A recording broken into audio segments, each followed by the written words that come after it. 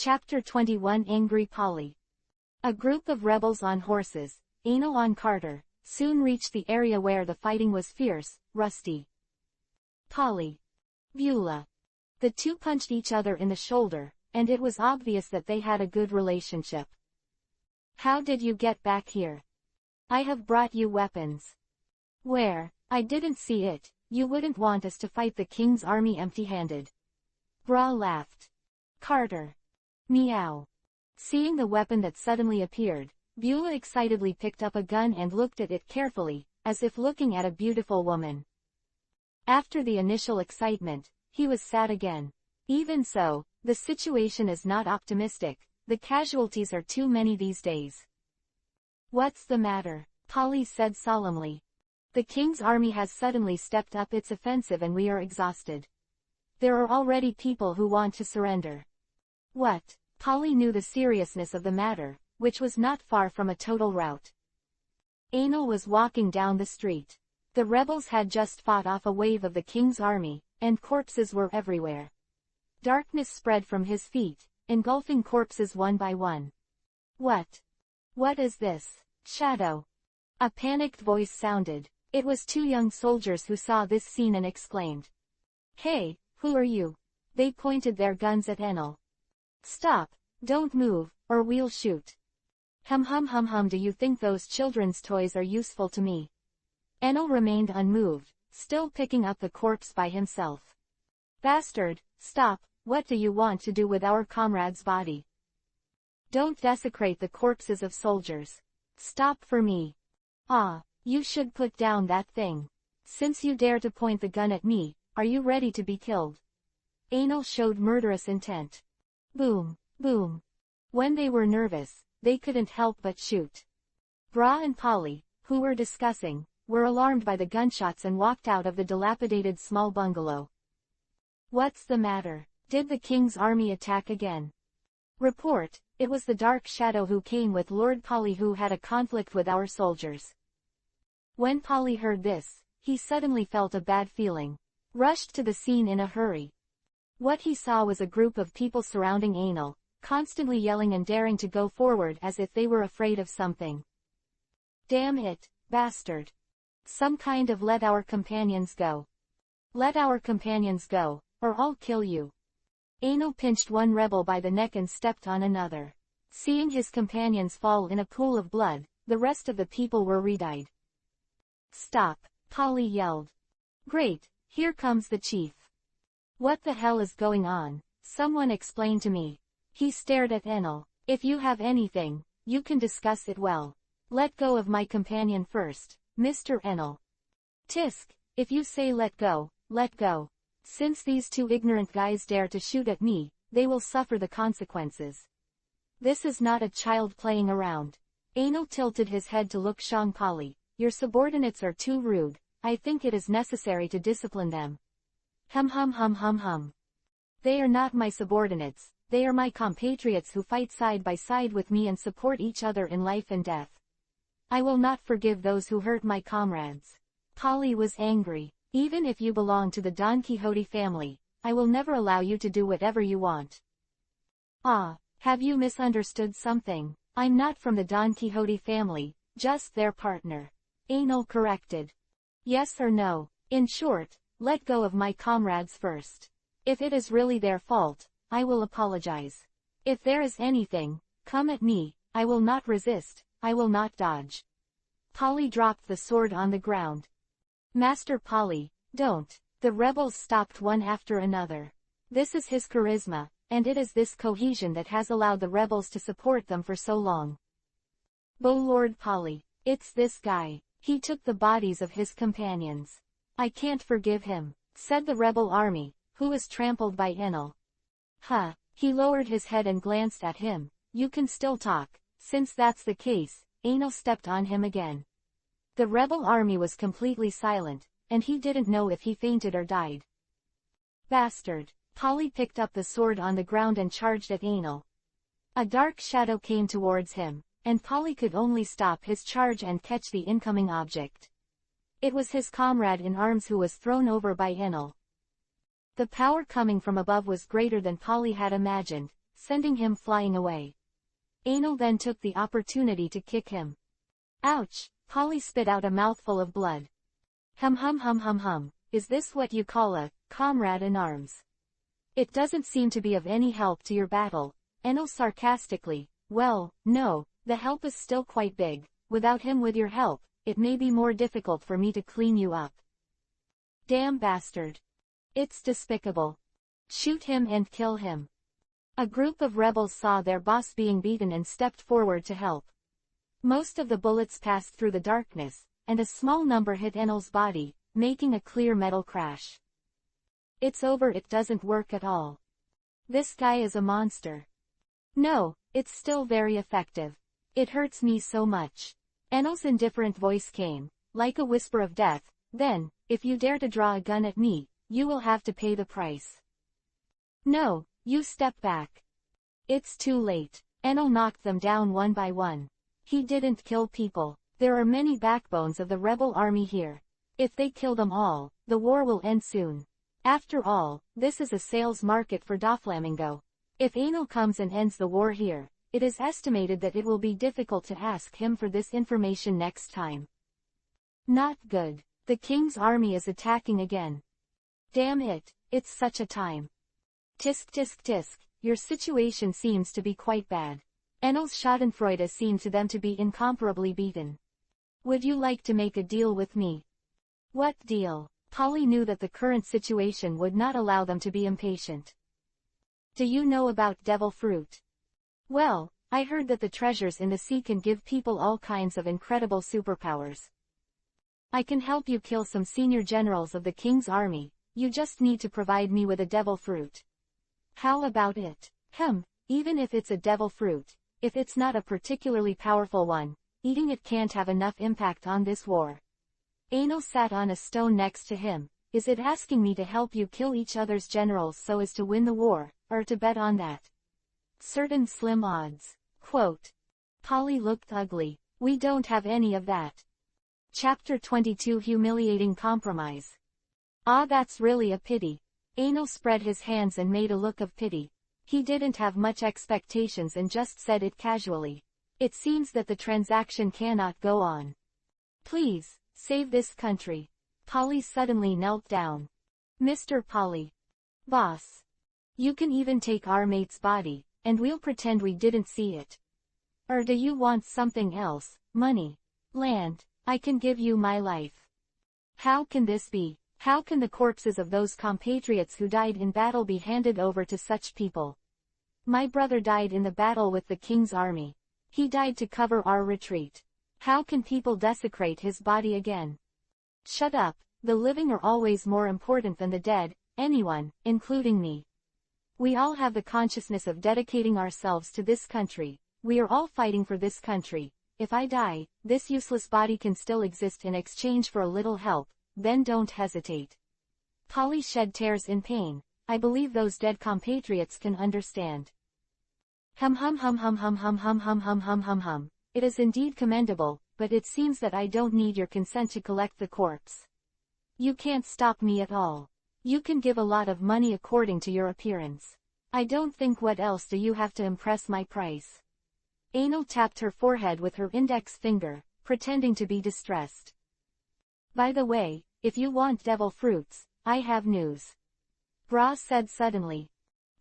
Come on, I have to determine the value of your news to judge how much I can help you. When I was trading arms with a group of black market merchants, I seem to have heard words like, the treasure of the sea, and, trade. Is that all? No more specific information? No, after all, this is a secret, and they only mentioned it inadvertently in ordinary conversations. I just happened to hear it. Bra spread his hands helplessly. Just this level is not worth doing a lot for you. Let's help you kill the general who commanded this attack. Anal's tone was casual. Also, you should also know that if you dare to lie, what will be the consequences of my words? Quote. These rebels are just like this. How can this uncle fail to win? A rude voice came. No, the line of defense has been breached. After all, the rebel army is just a mob. and the civilians who take up arms are on the same level as the specially trained soldiers. They are completely supported by those few cadres. In the current situation of no command, the situation is almost one-sided. After the defense line was broken, it was a naked massacre. Neatly dressed, well-armed, the appearance alone makes a big difference. This is the king's army, the real legion. Enel saw their commander at a glance. He was tall, wearing a red and white coat, and had a cigarette in his mouth. He was surrounded by a group of soldiers, walking in the middle of a street full of bullet marks. Oh, this is an incredible big fish. He saw Polly and surrounded him with his army. Is this the leader of the rebel army? Why are you looking so ugly? Are you kneeling down to me and begging for mercy? Huh, you are the commander of the king's army? Enel asked aloud. Ah, who is your kid? A rat who hides in the shadows and doesn't even dare to show his true face. That's right, I'm the commander-in-chief of the 3rd Legion of the king's army, Big. I'm not interested in knowing your name, because there's a deal, so go to hell. Enel didn't listen to him, came to him in an instant, pressed his head to the ground. The head of the commander-in-chief of the 3rd Army, who had not even reported his name, was directly smashed into pieces. It was then engulfed in darkness. No, the commander-in-chief is dead. Bastard, kill him, or we'll be punished when we go back. Enel now only wants to get the information about the devil fruit quickly, and doesn't want to waste time with these gangsters. Dark Cave Road. The darkness spread like ripples, swallowing them all. Okay, I'm done, tell me the name of the arms dealer about the devil fruit. He looked at Bra. It's not an arms dealer. It's a gangster in the kingdom north of Adamat. The symbol is 2 crossed small axes.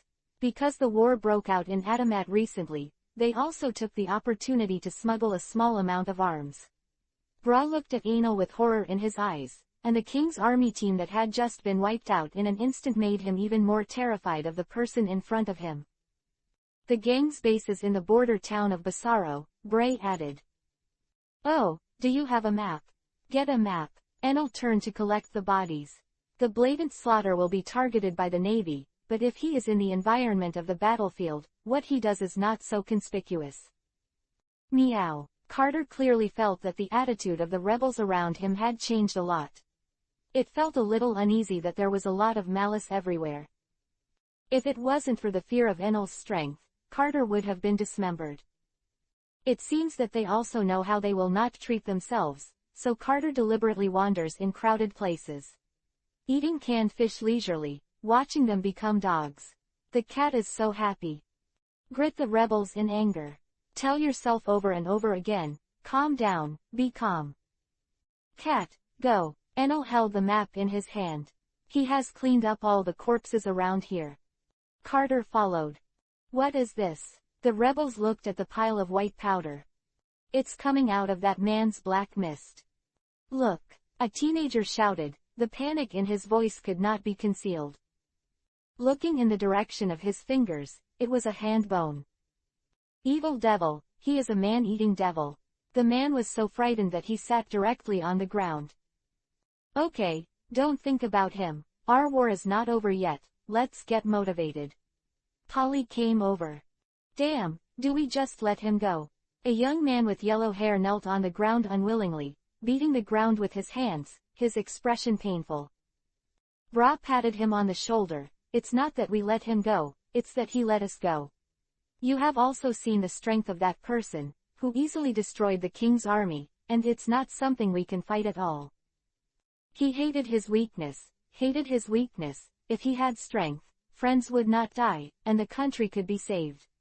Strength at this moment, a seed of the pursuit of strength is deeply planted in the young man's heart. Chapter 23. Get it? Enel stood on a hilltop and looked into the distance. The vast mountains are hidden by the fiery sunset, and the sky in the west is red, like a blazing fire. The map in his hand also showed a faint red glow in the sunlight.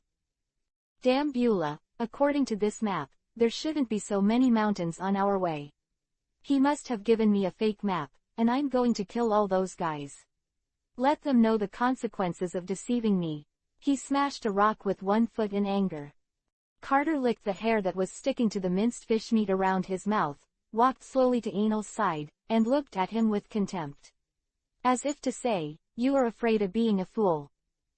"Well, I know why." "Ah, you know why he dared to lie to me." "No, I know why we encounter so many mountains." Enil looked at Carter, waiting for his next words. "It's very simple, you're going the wrong way." Enil looked at the sky awkwardly. "Ahahaha, the scenery here is so beautiful, it's worth going wrong." "Oh yes, then we can stay a few more days." "Ah, forget it, I've seen the beauty, it's time to get down to business." "Carter, you'll lead the way." Carter said he didn't want to talk more and rolled his eyes at him. Under Carter's wise leadership, Anil finally reached his destination. This is a town dominated by wooden buildings and full of gloomy atmosphere. Many of the huts on both sides of the road have black spots. It was dry blood. The air is filled with the smell of decay, the smell of smoke, and the smell of sour mixed together. A scantily clad, half-breasted woman hurried past, the marks of the break in her clothes new. The bruises and scars on her body could be vaguely seen.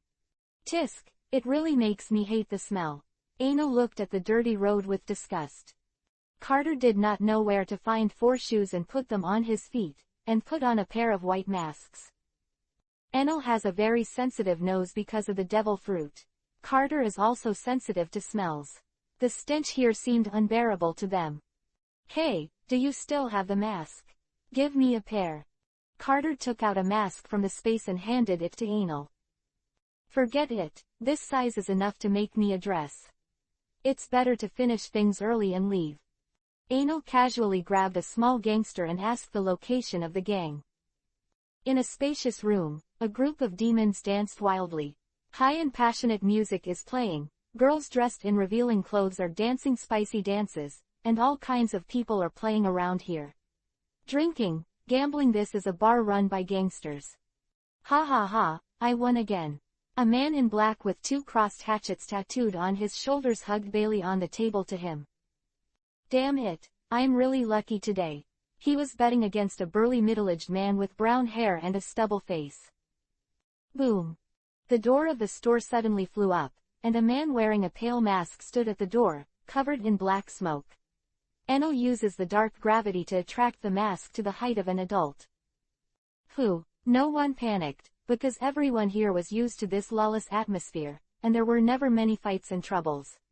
Instead, they looked outside with great interest. These villains all have a desire to see blood. "Where's your boss?" Enil said lightly. "Ah, boy, who are you?" A square-faced, short-haired man approached Anil. "Do you know where this place is? You can't meet our boss when you meet him. If you know each other." He put his hand on Enil's shoulder. "Damn, what's going on? I can't get it back." "Ah," in the terrified eyes of everyone, he was swallowed into the darkness without any resistance. It looked as if Enil had eaten him with his body.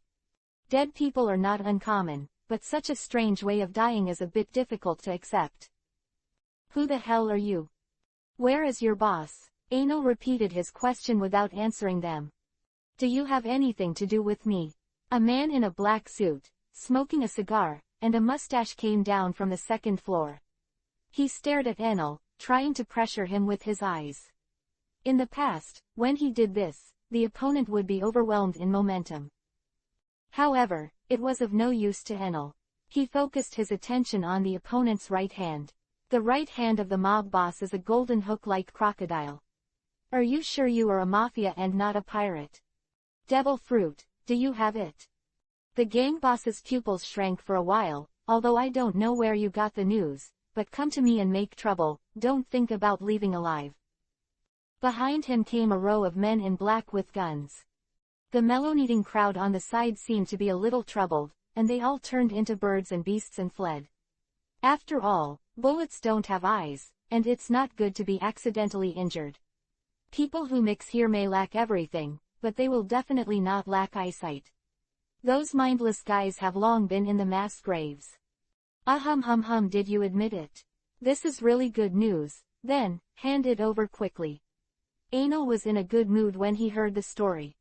"If you're not ashamed, you should think about how to escape. If you kneel down and beg for mercy, I might be able to spare your life. The gang leader looked at Aenir with a gloomy face. Shoot. Bang bang bang. Except for the crisp sound of metal collision, there was no victory. The screams rang out. Aenir picked up a purple spherical devil fruit, with a happy smile on his face, and the evolutionary energy was available. The gang boss was lying on the side with a face ashes, whispering, "Monster." Enel came out of the bar. "Cat, go." Carter came out of nowhere and followed Enel. "It can't wait to leave. The air quality and sanitation in this town are really bad. It accidentally stepped on a pile of dog shit just now, but fortunately it was wearing shoes, otherwise it would not be able to eat canned fish for 3 days." Darkness enveloped the devil fruit in his hand. In Enel's perception, a snake-like monster kept roaring. It was in fear. A black claws that covered the sky protruded from the darkness. The snake-shaped monster was caught without resistance, and a trace of purple energy flowed from it to the claws. It kept struggling, kept resisting, kept screaming, became smaller and smaller, and finally disappeared. Enel felt a force flow into his body from his right hand, and finally stopped at the position of his heart. He can clearly feel that this force can enhance his resilience, self-healing speed, scales, and the hardness of his teeth. But he held back the urge, because there were more important places to use. He has the habit of planning ahead. In short, he is afraid of death, so he prioritizes enhancing his survivability. Chapter 24: The Use of Evolutionary Energy. The Tenderness of Congonisha. This is the most famous hotel in Reindio, a port town in the Kingdom of Kurus. There are seafood signature dishes that make people appetite, sea view rooms with beautiful coastal scenery when you wake up early, and beautiful girls who provide various services and... Wow, this hot spring is really comfortable. Enel sat in a wooden barrel.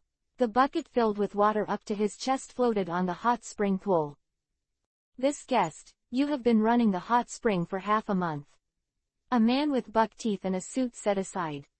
"Ah, is there a problem?" Enel looked back impatiently. Other guests have complained." "Did I not give the money?" "No, it's just we have a limited number of hot springs, and you have occupied it for so long. The hotel owner is also very difficult to do, although this guest's behavior is very strange, causing a little trouble to other guests, but there is no delinquency at all, and the greatest obligation as a customer is well fulfilled." In other words, he had no reason to accuse Enel. But because of other people's complaints, I had to try to negotiate with the chief. Does Enel seem like such a good talker? In general, yes. But at this time, he was obsessed with the research of devil fruit ability. How could he stop because of other people's petty complaints? "Then don't talk nonsense. Get out of the way, and I'll kill you." Enel glared. The hotel owner was frightened and ran away. "I really don't know." Grumpy gurgle. A series of bubbles popped up in front of him. A large cat's head poked out of the water. Enel has been trying to guide the evolutionary energy in his heart for the past 2 weeks, but there is no movement at all.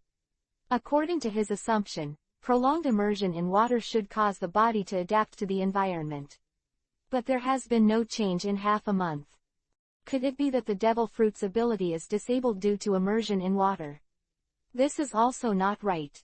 Survival and adaptation. This is the passive ability of the devil fruit he has, and this ability has become his biological feature the moment he eats the fruit. Just like Luffy was transformed into rubber, it will not fail due to immersion in seawater. In the original book, Luffy was thrown into the sea by Eren, but Aegean could still stretch his neck to breathe on land. Carter used a dog crawling style, flicked his cat's tail, and hit the barrel. Enel was stunned for a moment, then fell into the water with a bang.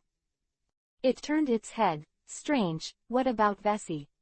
Enel is powerless underwater. Damn it, murder. Carter lingered for a long time before finally reacting and scooping up Enel, who had choked several saliva. Ha ha ha ha. Enel coughed out a few mouthfuls of water, then gasped, MMP, and nearly hung up. He turned back to stare at Carter, a dangerous light in his eyes. Carter shrank his head and jumped into the hot spring, only showing half of his head, staring at him vigilantly. Meow, I didn't mean to. Not bothering with this pig teammate, he felt that the evolution in his heart suddenly became active. It turned out to be so. Enel suddenly understood why he couldn't adapt to the seawater.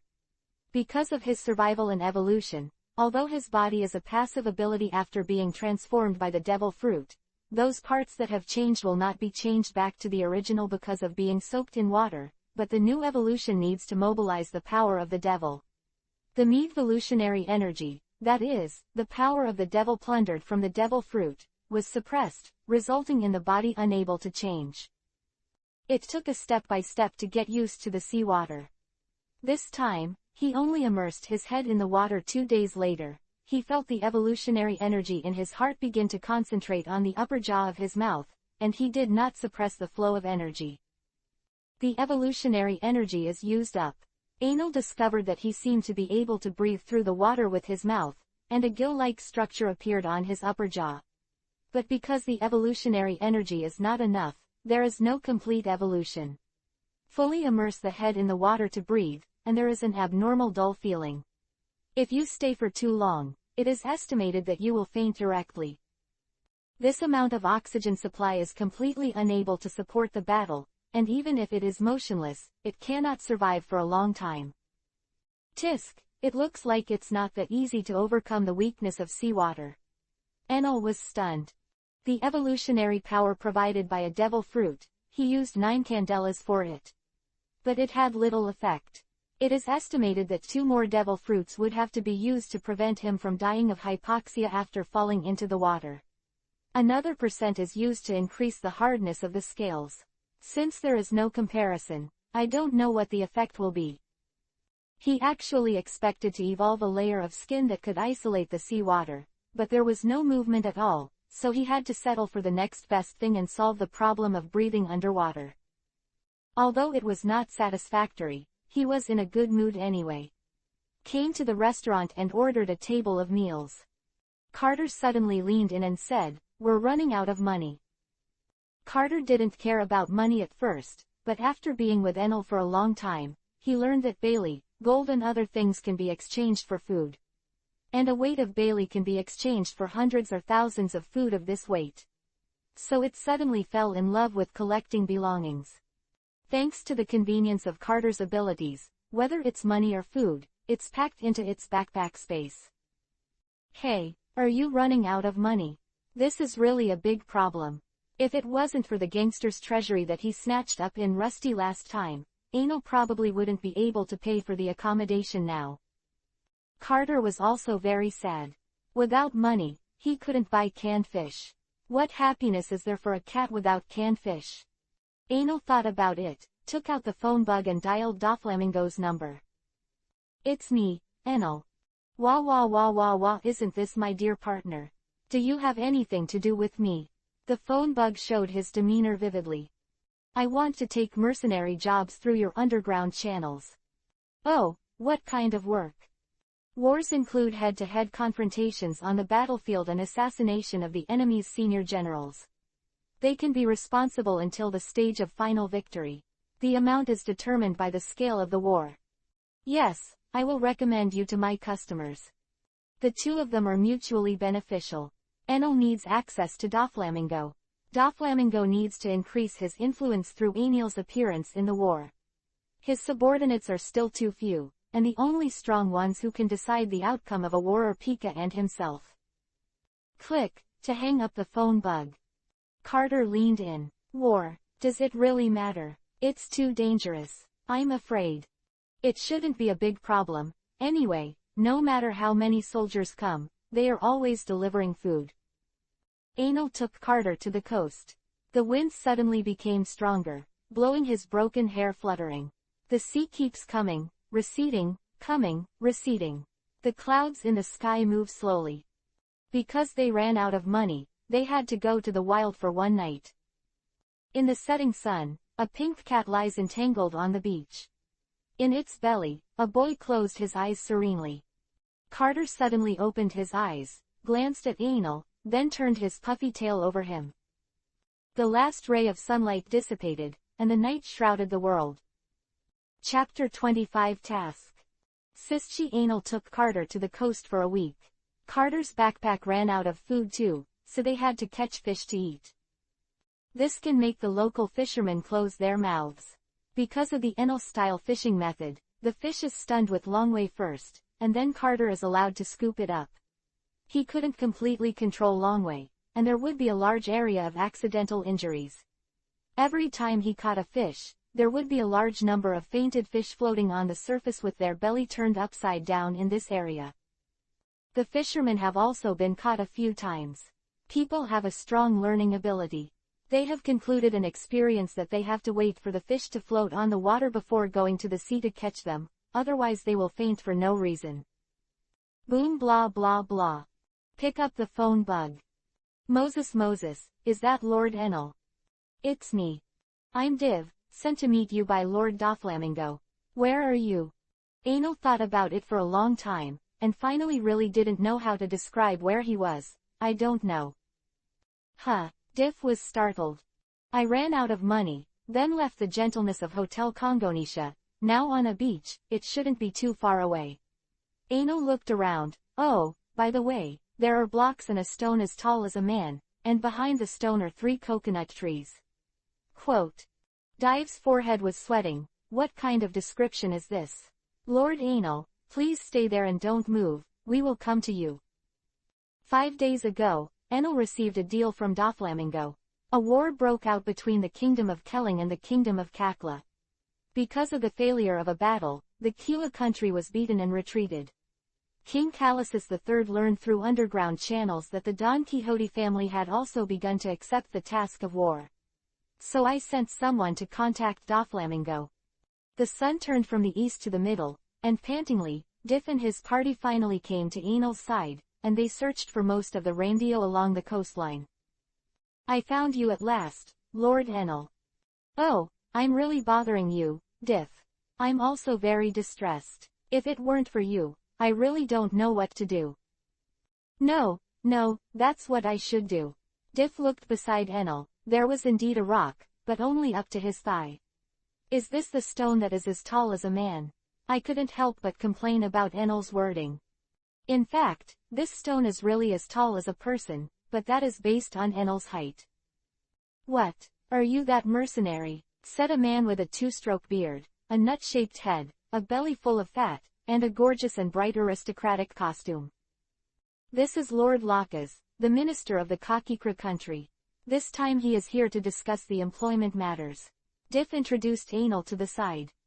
Oh, haven't the conditions been agreed?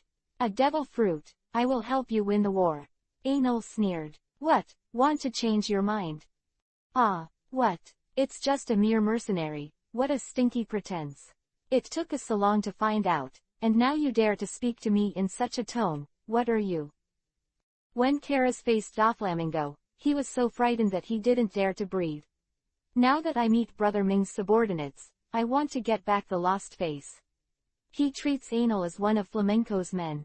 Taking it for granted that what Brother Ming has decided, Anal, his subordinate, must not dare to disobey or disrespect him. Otherwise, once the transaction is terminated, Anal will definitely be severely punished. As the king of Klakra an idiot? Why did you send such an idiot here? Anal asked Diff, looking at him. Diff smiled awkwardly and didn't answer. Anal could abuse the king with impunity, but he couldn't. Otherwise, there will be no good fruit to eat when you go to Kakikla. What? How dare you call me an idiot? And insult the king? Callis shouted in surprise and anger. Bastard, aren't you afraid of your business blowing up? If the mission fails, Flamenco won't forgive you. You. Anal took out a gun and pointed it at Callis' head. Don't get too carried away. First, we are not dealing with you, but your king, you are just an errand. Second, Doflaming brother is not my boss, I just have a cooperative relationship with him. If the business blows, you will be the one who is unlucky. Hum. But damn, Callis stepped back. We, LLC. Although I admit that I am cowardly, I still have to say a few words at the scene, so I can't seem too cowardly. Anal ignored this stern guy. He didn't sleep well in the past few days of sleeping in the wind with meals. Find a room for yourself, lie on the bed and sleep soundly. Suddenly, I felt a stuffy feeling in my chest like something heavy was pressing on it. When I opened my eyes, it was a big cat head. Blinking his eyes, he looked at him. Lord Anal, it's supper, Diff shouted at the door. Oh, I see. Carter liked this kind of time the most, and rushed out of the room excitedly. Hit Diff, who was still at the door, to the opposite side. At this time, Karaz, who lived opposite, just opened the door and saw a gray object flying towards him. Suddenly, he was knocked to the ground and fainted. Ah! Screamed the maid in his room, covering her body with the quilt. What a pity, Diff said in his heart after glancing at the trace of her fair skin. No, Lord Callus is injured. The ship doctor, where's the ship doctor? After a while of jumping around, calm was finally restored. At the dining table, Karaz glared at Carter with his head covered in bandages. Obviously, he knew that this chubby fat cat was the culprit of his injury this time. Enel watched the sun set on the deck for a while. He likes to be alone facing the setting sun. That disk exudes endless rays of light. When the west side of the sea sinks, the entire sea and sky are red. It was as if a flame was burning the whole world. It is unparalleled magnificence and majesty. When he was at home in the past, Wenris would often break through the Red Sea. However, now Wenris is no longer there. When he saw Karaz's shape like an Indian Assam, he didn't recognize it for a while, and burst into laughter. Ha ha ha ha ha ha, who is this? Bastard, I'm Callus, Callus. Callus roared. Oh, Callus, ha ha ha ha ha. Take care of your cat and don't let it mess up again. Enel looked at Carter. The latter cast a disdainful look directly at Karaz, because you are too weak to see that Diff, who was hit by me, is okay. Callus also found himself despised by the cat all the time. Bastard, what kind of eyes are you looking at? Apologize to me, apologize quickly. HMPH, what a rude fellow. Carter rolled his eyes. Meow, we are pirates, what kind of manners do pirates want? Anal translated Carter's words. Callus was choked and speechless. Chapter 26 Blockade. After Anal left, there were no more fish in a coma, much to the disappointment of the fishermen in Reindio. The Kakakara kingdom, in a gorgeous palace. The golden walls gleamed, and the red columns supported the huge dome. Above the dome are colorful strokes, flowers and trees, birds, beasts, insects and fish. A nobleman riding a white horse wears a steel helmet and draws his sword to the sky. Behind him was a blur of gray, and swords and guns could be vaguely seen. This is Callus's I, the founding emperor of the Kakira kingdom.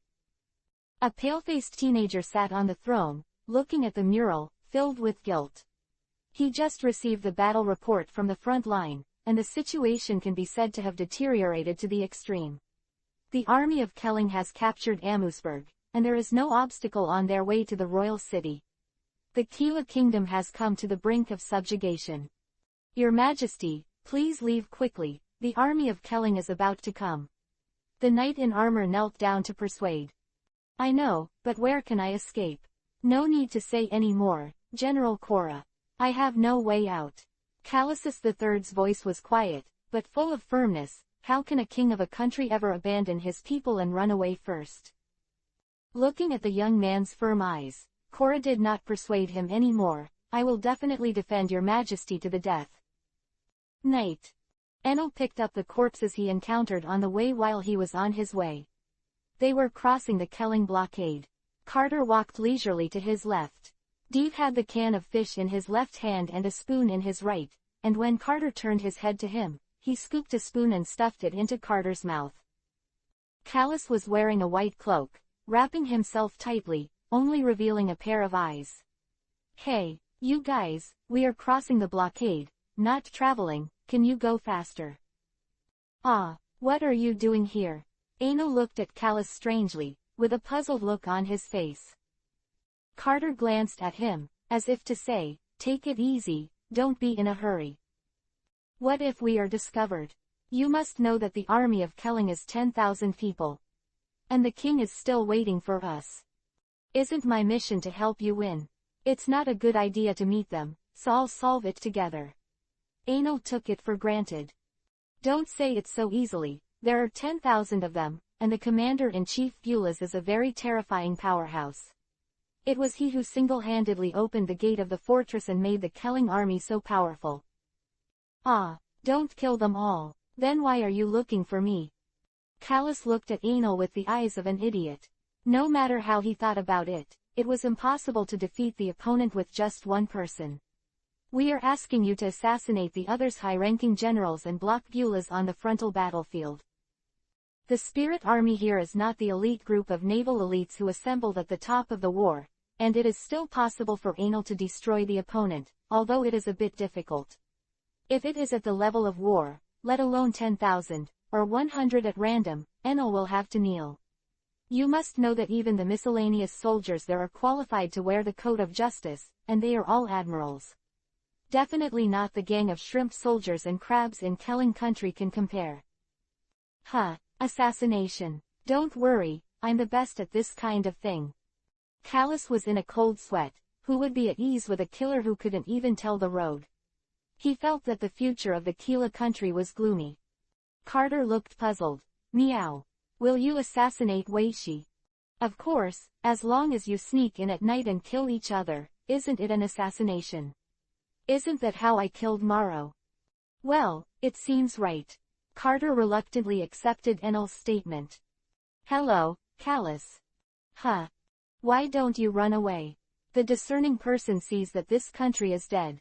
If there is no external intervention, then it will be destroyed. Why don't you leave? With your financial resources, you can live well even if you go to other countries. Come on, Anal said. HMPH, who do you think of me? I know that I am useless and timid. However, I will never abandon my country. My grandfather once followed His Majesty Callusus I to the battlefield. It is their efforts to lay down this territory. This is the glory of my family, this is our belief, even if I die, I will never betray our belief. I will defend the glory to the death. The will of our knights, like you how can a pirate understand? Anal finally knew the reason why Callusus III sent this idiot to negotiate with the Don Quixote family. Although his ability was a little lower, his loyalty was better than his loyalty. Oh, you also know you're useless, you're cowardly. Bah, you don't care about the point at all, bastard. Ahahahahaha, Anal laughed. He's starting to appreciate Callus a little, and it's rare to be able to remain loyal in this situation. If it wasn't too weak, he might invite him as a partner. Idiot, be careful, what if the Kelling army is attracted? Don't worry, it's all right. How could it be okay? We're already surrounded, so it doesn't matter how loud it is. As Anal's voice fell, there was a sound of footsteps. A group of soldiers in white uniforms held guns and surrounded the group. Cassus hung a snot on his nose, and he sucked it back again. Looking at the heavy figures around him in astonishment, he shouted loudly. Dive and Carter also hugged in panic, it's over. Einal, think of a way. I still have 200 canned fish left to eat, so I'm not willing to die like this. At the juncture of crisis, Carter was still obsessed with his canned fish. It's all about you. It's all because of your procrastination that we are surrounded, Callus exclaimed.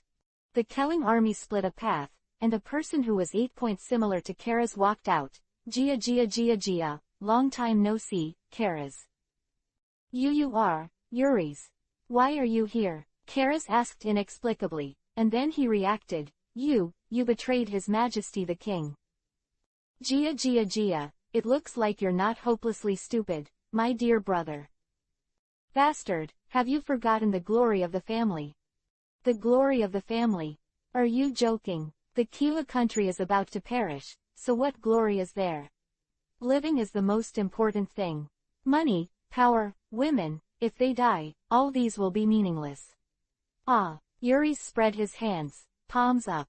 I know that you have accepted a secret mission from the king. It should be to invite a killer from the Don Quixote family. How did you know? Callus was startled. Who made the people around you so unreliable? Since you entered the blockade, the action has always been under my control. It seems that you are the killer. Yuri's looked at the darkness, only his face anal with a pale grimace mask. Killer. Barely. Enel nodded honestly. Chapter 27 Assassin's Creed. Give up resistance and surrender. Only the killers in the shadows are terrible. The exposed killers have no threat at all. Ha ha ha ha. Yuri's laughed. Or do you think you can escape from being surrounded by so many people? Carter glanced at Enel. See, why don't you pretend to surrender? You are not afraid of these bullets. I am. Enel rolled his eyes at Carter, ignoring it. You better look at your feet, he said coldly. Huh, what the hell is this? Yuri's had a bad premonition. After a scream, the soldiers who surrounded Enel and the others did not devour them in darkness. Only a panicked Yuri's looked at him in horror. Don't let it go. Don't kill me. Money, I can give you money, and I'll give you as much as you want. Don't worry, I won't kill you for the time being, you are still useful. Enel smiled as gently as possible, but he forgot that he was wrapped in darkness now, and all Yuri saw was a pale grimace mask close to him. Tell me, where is the headquarters of the killing army? Huh? Hey, what? You don't even know this, do you? What's the use of keeping you? Enel made a gesture to kill him together. I know, don't kill me, I'm just a little surprised. Why are you asking this? Aren't you talking nonsense? Of course you're going to get those generals out of the way. What? Callus exclaimed this time. Impossible, it's simply impossible. Ha ha ha, don't think that you are invincible after killing a group of miscellaneous soldiers. You must know that in our command post, there is Lord Gulas, the first warrior of Kelling country, once completed on the battlefield. The feat of beheading 100 people. If you have won, go ahead, you will definitely be killed. Yuri's had no self-consciousness as a prisoner at all, and taunted. Shut up, captive. Enel stomped his face. You three go through the blockade first and wait for me in the king's city of Kakikra. After that, without waiting for them to answer, he carried Yuri's away. The two stared at each other. What should we do? Callus asked. Although he still looked down on these pirates, he put away his contempt. Although the pirates were all scumbags, their strength should not be underestimated. After what happened just now, he was a little helpless, so he let the remaining two pirates make a decision. Meow. Carter raised his paw and pointed in the direction of Wangcheng. Let's just trust Lord Enel. Diff said the same. He knew very well that they couldn't help at all with their abilities, it would only be a hindrance. Callus kept nodding. He was fed up with this dangerous place, and it would be better if he could leave. That, Yuri's hesitated. Huh, say something, don't Turtola. Yes, you're going in the wrong direction. Then why don't you quickly point the way? Yes. Hearing the voice from the direction Enel left, Callus broke down in a cold sweat. Is it really okay? Yes, there should be no problem. Div said uncertainly, his words were full of guilty conscience. Fort Amos, the once magnificent fortress, has been riddled with holes under the baptism of artillery fire. The wall is full of craters. The collapsed corner is full of bloodstains, telling the tragic battle that took place here. After Gulas captured this place, he indulged the soldiers to kill, burn, and loot, and the fire burned for 3 days without going out. The thriving urbanization was reduced to ruins. There were dead bodies everywhere, soldiers and civilians. Women, the elderly, and children have all become victims of the war. All the houses were burned, so the army of Kelling had to set up tents. In the largest tent, oil lamps were lit one by one. Bright and grand, like daytime. Ha ha ha ha, those little brats in Kinkkerland have no fighting power at all. A 3-meter-tall, muscular man laughed and bit down a piece of meat. This is all thanks to you, Lord Gulas. The person below said flatteringly. Yes, it's all thanks to Lord Gulas. The rest of the people echoed. Cheers to Lord Gulas. Cheers. Enel slowly moved forward while collecting the corpse. White powder sprinkled from behind him, drifted away, and accumulated a thick layer on the ground. These are the dregs left over from corpses that have absorbed their vitality. Yuri's watched this scene timidly. It's not a human being. This guy is definitely not a human being, it's a devil. He thought in horror in his heart. Hey, didn't the Kelling Kingdom's army pick up the corpses? Ah, yes, because the decisive battle is about to begin, so you need to rest well. Yuri's replied quickly. Hey, did you see that the corpse here just disappeared with good intentions, said a soldier. Ah tilde, what nonsense are you talking about? Could it be that the corpse can't move by itself? Ha ha ha ha ha 80% of the time you are wrong. Another person said. Ha ha ha, that's right. The person who started talking also laughed awkwardly. After a long journey, Ano finally saw the largest tent. That is the headquarters of the Kelling army. Yuri said cautiously, excuse me, can I go now? Well, let's go. For the sake of him leading the way, Ano didn't kill him. Now that you can see it, Yuri's is useless. He is not Zoro, and even if he is close by, he will go the wrong way. He really just has a slightly worse sense of direction. Real. Then, the assassination begins. Ano was not worried that Yuri's would reveal his actions. Because his assassination is a bit different from the traditional sense. Anyway, as long as it is not seen by living people, it is a perfect assassination. At this moment, he is not a pirate, but a believer of the Lord of Shadows. He is here to present a perfect performance for the great Lord of Shadows, the King of Assassins. Then go. An enemy attack. He encountered a small problem with his infiltration, and he was discovered in less than 10 seconds. By the way, didn't that kid Yuri's bring someone to capture Kara's? Why hasn't he come back? Bulas asked, isn't it because he felt pity for his brother? I guess he doesn't have the guts either. He probably failed. Che, what a piece of trash. Bulas said dissatisfied. Enemy attack. Came the commotion outside. What's going on? A soldier burst into the tent. Report, there is an attack. What? An enemy attack. The other officers panicked. Shut up, look at your appearance, what kind of decency are you? How many? Bulas was still calm. The soldier who came in to report swallowed his saliva and said with difficulty, only one person. Chapter 28 It was a perfect assassination. Just only one person. Bulas' face was somber, so that people couldn't see his expression. Yes. What are you kidding? You're all panicking like this by yourself. Are they all vegetarians? Or are women playing too much with weak legs? Bulas raised the duo and shouted angrily, useless garbage, just give me death. He raised his hand and threw the knife used to cut meat like the soldier who came in to report. The knife shot straight into his chest. The soldier spat out a blood in his chest and fell softly to the ground. You guys, don't put on a bad face for me, I don't need cowards under my command. Yes, the other officers shouted in panic. Bulas lifted his 3-meter-long battle axe and walked out of the tent. Let me see what the guy who dared to break into our barracks alone looked like. As soon as he reached the door, a dark shadow flew towards him. It was the soldier who was still approached by Enel. Bulas didn't hesitate, and punched it. The soldier who was knocked into the air spat out a mouthful of blood and lay motionless on the ground. The punch from Bulas just now broke his spine. Oh yeah, it's really ruthless. Is it really good to treat your soldiers like this? Enel teased. Cut tilde useless waste, death is not a pity. Bulas's heart did not fluctuate at all. Enel understood the difference between him and Polly.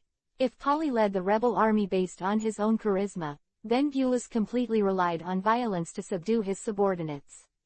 Use fear to drive others to obey him. He wasn't much disappointed to see that the little trick he had used last time against Polly didn't work. Anyway, it's just a try. It saves time and effort if you can succeed. No matter how good it is, it doesn't matter if you fail. Only on the positive side, is your own strength the guarantee of this action. There is only one opponent. Instead of letting the army come to siege, Bulas prefers to show his force. Just a little bored, Come and see how much fun you can bring me. Don't die too soon. I'll be disappointed. Buraz swung his great axe overhead. The spinning axe is like a helicopter's propeller with a strong airflow. The wind blew sand and dust, so that everyone around could not open their eyes. The black mist surrounding Enel also swayed, like flames in the wind. Ha ha ha, boy, let's see the trick, let you feel the power of the first warrior of the kingdom. Buraz laughed and rushed towards Enel. The giant axe swept across the neck of Enel's dark incarnation, and then smashed to the ground, taking a large piece of soil and slashing a deep scar. He didn't take a fancy to Enel. Enel's body is a child, only as high as an ordinary person's thigh. In order to hide, he used darkness to transform into a dark figure like a normal adult. Buraz just chopped up so stupidly. There is no such thing as a three-way, and it should be a three-way. What the hell? Buraz frowned. Although he didn't get the result in one blow, he still didn't flinch. Don't be shy, go up as chop chop chop, this is his fighting style. The axe fell from top to bottom, and Enel stepped aside to hide. I just like this kind of enemy, no skills, frontal and tough. Only in the face of such an opponent, can Enel be able to show two moves with his own speed advantage. As expected of being the first warrior of the kingdom, he pushed the enemy down at once. The audience who didn't know the truth on the side was fascinated with confidence. Come on, Lord Buraz, cut this guy. Avenge the dead brothers. Buraz felt bitter in his heart, but he couldn't say it, because his invincible image would collapse if he said it. Where is the strange boy, who is slippery and can't hit at all? It looked like he was pushing Enel into a disadvantage, but the truth was that he had abolished his strength, but he did not cause any harm to the opponent at all. He also found that the horizontal slash seemed useless, and only the vertical slash from the top to the bottom would hide the opponent. It can only be said that his crosscut position is too high. Damn it, are you just hiding? Buraz scolded. Tisk, since you're in such a hurry to die, then I'll give you a ride. That's right, my purpose is to assassinate. If one of you runs away, then my first assassination attempt since my debut will fail. This is not good. Enel thought for a while, but still did not show his position, and made a quick decision. Good chance. While Enel was stunned, Buraz raised his axe and slashed Washin down with one stroke, but he couldn't cut it down normally. Enel raised his dragon-like arm and grasped the axe. Clap clap. A trace of cracks spread on the axe, and the axe that had followed Buraz in countless battles was crushed into pieces. How is that possible? The eyes of the surrounding melon-eating crowd were about to pop out. Buraz was also full of disbelief. It's over. Enel jumped up and grabbed his head. Dragon Claw. It's not good, Lord Buraz has been killed. The Kellings fled. How could you just run away like this? Enel slapped his right hand on the ground and said in a low voice, Dark Cave. The darkness spreads on the ground, because it is night, so if you don't look carefully, you will not be able to see clearly. In addition, the Kelling army is busy fleeing, and they will not pay attention to these details. They could only watch in despair as their companions disappeared beside them inexplicably. Finally, when it was his turn to be swallowed, he realized the strangeness of the ground. Enel doesn't slaughter civilians for the sake of life, but soldiers are different. Since you choose to take up arms and set foot on the battlefield, you must have the consciousness of death. He doesn't care what the other party's difficulties are, whether or not the other party is forced to go to the battlefield. Of course, Enel couldn't just kill all the 10,000 Kelling army, but those who saw him were indeed killed, which could be regarded as a perfect assassination. Oh, except that one of the leading party was deliberately let go by him. Anyway, Yuri's saw him before he officially started infiltrating, so it shouldn't count. Enel thought so while resting his chin. Report, the Kling army has abnormal behavior. What?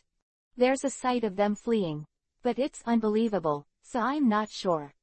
Send more people over there to be clearer, Cora said. Yes. Cora hurried to the palace and wanted Callisis III to report the situation. When he ran to the gate of the palace, his pupils shrank, which was the bloodstain all the way to the main hall. Not good, Your Majesty. He ran to the hall. When he arrived at the palace, he saw a pitch-dark man standing in front of Calathus III with a bloody head in his hand. In fact, it was not held by his hand, but Enel was attracted by the gravity of darkness. Rifleman, die! Cora drew his sword and slashed at Enel. The result, of course, was in vain. He took it for granted that he chopped at the vital part of the head, but he didn't expect that it was just empty shelves above the legs. Ah! Enel then reacted. Hello! Your Majesty hasn't even called out that there is a traitor who wants to harm him. Are you excited? Chapter 29 Guest. Stop. Calathus III hurriedly stopped. Not worried about Enel, but worried about Cora. You must know that this is the ruthless man who defeated the Kelling army by himself. If he angered him, I don't know what will happen. In short, seeing Cora making such a fuss, Crassie's already pale face became even whiter. Your Majesty, Cora looked at Calathus in confusion. He's not an enemy, he's a sea mercenary we hired. It's not nice to say something like a king hiring pirates, so he quickly changed his words. However, Enel doesn't seem to be really a real pirate. He didn't even have his own flag, and he never told anyone that he was a pirate. Yes, mercenary, I am a mercenary, definitely not a pirate. Enel suddenly felt that the status of a mercenary was more suitable for him. Pirates will be troubled by the navy, and although mercenaries are not completely trouble-free, they attract much less attention than pirates, the #1 enemy of the navy. Before you have the strength to cross the sea, it is better to keep a low profile. At the beginning, you have to develop wretchedly, don't wave. Cora twitched at the corners of her mouth. How it felt like you were trying to explain things like that. Not at all convincing. Then why did the mercenaries come before Your Majesty? Of course you get paid. Enel looked at Cora with the look of a fool. Did I finish my work for you and want me to leave like this? What about wages? Bosses who owe wages are at risk of being retaliated by radical migrant workers. We can't trust the credibility of the mercenary. We can only give you the reward after you fulfill your obligations. Neil and Carter looked at each other, and both saw the helplessness in each other's eyes. It's so pitiful, there really is something wrong with this baby's brain. Ah, Enel looked at Cora with sympathy. This made Cora bewildered. Karis finally couldn't help but explained. Lord Kola, Lord Enel has already defeated the army of Kelling. Karis is now facing Enel respectfully, like a fanatical fan. What? He defeated the 10,000-strong army of Kelling by himself. Only then did he discover the source of the bloodstain, which was a hideous head.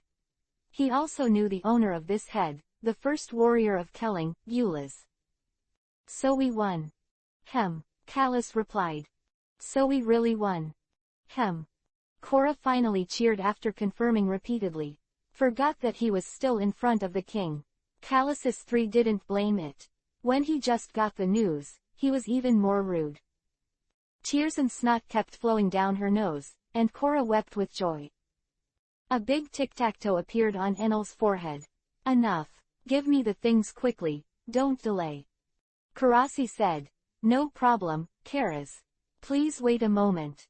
Yes. Callus ran out and ran back not long after, carrying 2 suitcases. Diff took the box and opened it. Then he handed the box containing the devil fruit to Enel. The devil fruit we promised and 10 million Baileys are here. The devil fruit is Enel's reward, and the other 10 million Bailey is Doflamingo's agency fee. After confirming that the amount of money was correct, Diff looked at Enel. Since the reward has been received, then we will leave. Enel closed the box. Although he can't wait to absorb the vitality of the devil fruit, this is obviously not the right place. He didn't want others to know the secret. Don't Mr. Enel leave after the celebration dinner. Calathus III retained. No, I still have something to do. After saying that, he lifted his legs and walked outside. Carter looked regretful. He actually wanted to attend the banquet, because he could eat a lot of delicious food. Dive also trotted after Enel. That, Lord Enel. Do what? Where are you going? After thinking for a while, he said, I don't know where to go either. Well, before I came out, Lord Doflamingo told me, if you don't have a clear destination, Lord Anal, you can go to the Don Quixote family as a guest. Diff said flatteringly. Oh, that bothers you. Where, Lord Anal, you are the honored guest of the young master. Let's go then. Wait, Diff said quickly. Ah, what's the matter? You're going in the wrong direction. On the boat, he went to his room and closed them, and said to Diff, don't let anyone disturb me, or I'll be angry. Yes, I will never let anyone disturb you.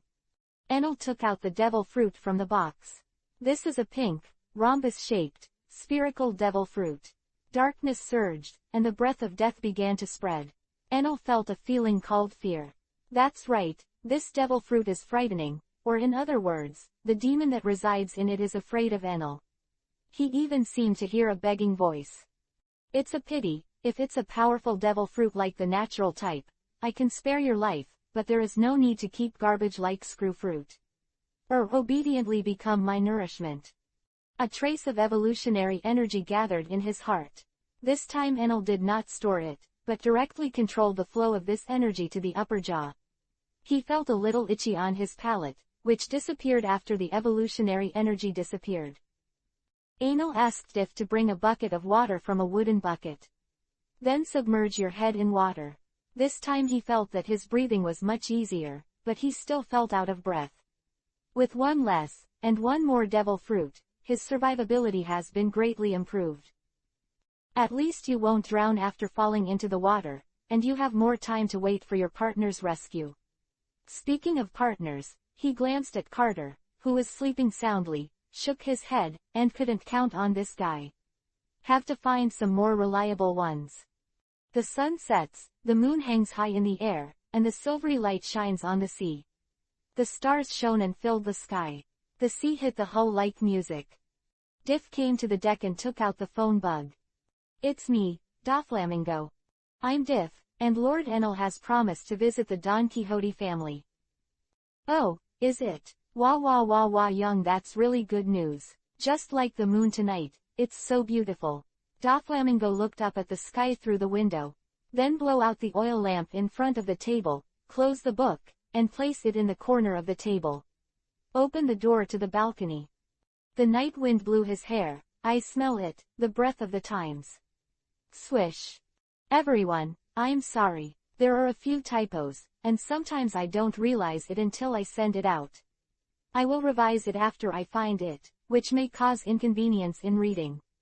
Please forgive me. Closing parenthesis closing parenthesis. Chapter 30 Rossindi. The spring is bright and the wind is gentle. On such a comfortable and beautiful morning, Enel also took advantage of the rare free time to come to the beach to bask in the sun. In fact, the real reason is that he has not received any orders at all. Where did so many countries fight to the death? Peace and development are serious things. For the sake of world peace, let's toast. Anal picked up the glass and said to Carter next to him. Carter rolled his eyes. Do you believe this kind of terrorist who is looking forward to someone hiring you to go to war all day long? Instantly understanding the meaning in Carter's eyes, Enel sighed. Oh. Really, business is really difficult. I haven't had an income for a long time. He immediately revealed that he was actually a violent person. A year later, including the previous 2 devil fruits, Enel has harvested 3 in total. Because devil fruits are so rare, Enel did not ask to use devil fruits to settle the reward. It is also thanks to Doflamingo who specially arranged a navigator for him.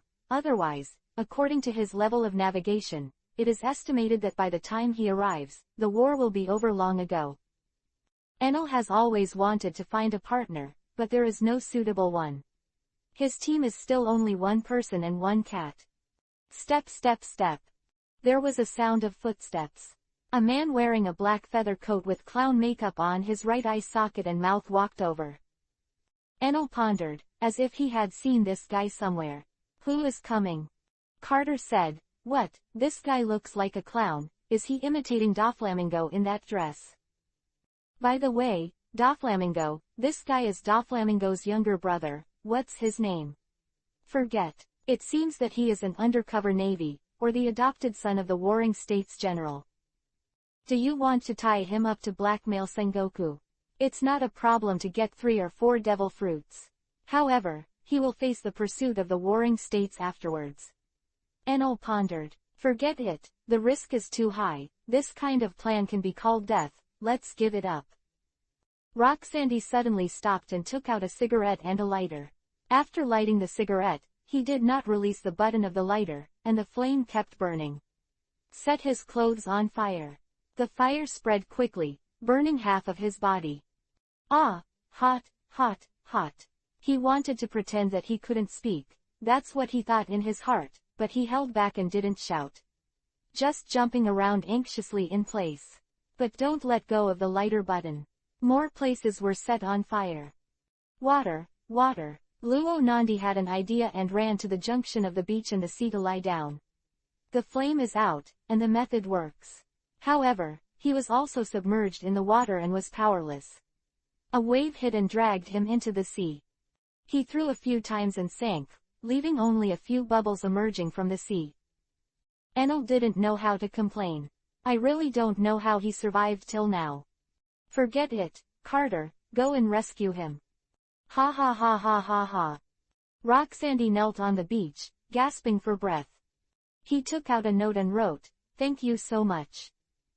Carter's eyes were full of contempt. Rosanandi thought helplessly, I've been despised by cats all the time. Enel glanced at him, he knew this guy could talk. Has he started to pretend, that is to say, he has come to infiltrate the Don Quixote family undercover. Instead of dissecting him, he was thinking about how to make a fortune from this guy. After thinking about it, it seems that we can only wait for the outcome of the operation. It's not a good idea to tell Doflamingo that he is undercover or to blackmail Sengoku after kidnapping. The former is too small, the latter is too risky. Although he and Doflamingo have a very close cooperative relationship, it is only a cooperative relationship. There is no obligation to remind him. The pirate alliance was originally an unreliable alliance, and it was normal to harbor ghosts and even stab each other in the back. Of course Enel is a very trustworthy person, and he will try his best to fulfill his promises. The same goes for the promised alliance agreement. But things that are no longer within the scope of their obligations are a different matter. Ignoring him, he took Carter and left. There is a delicious snack bar in the next town, and he is going to eat a bowl of noodles. Rosanity came to the quarters of the Don Quixote family, pushed open the door and walked in. Who are you? Gradius, who was sitting in the hall, stood up and asked. When Rosanity left, he had not joined the Don Quixote pirates, so he had no impression of the other party. Rosandy didn't answer, but wrote on a piece of paper, "Find someone, I'll find Doflamingo." Are you looking for the young master? At this time, Virgo walked in with a poached egg stuck to his face, and was surprised to see him. You're Rosanandi, he asked uncertainly. Well, it's me, I'm back, Rosandy wrote on paper.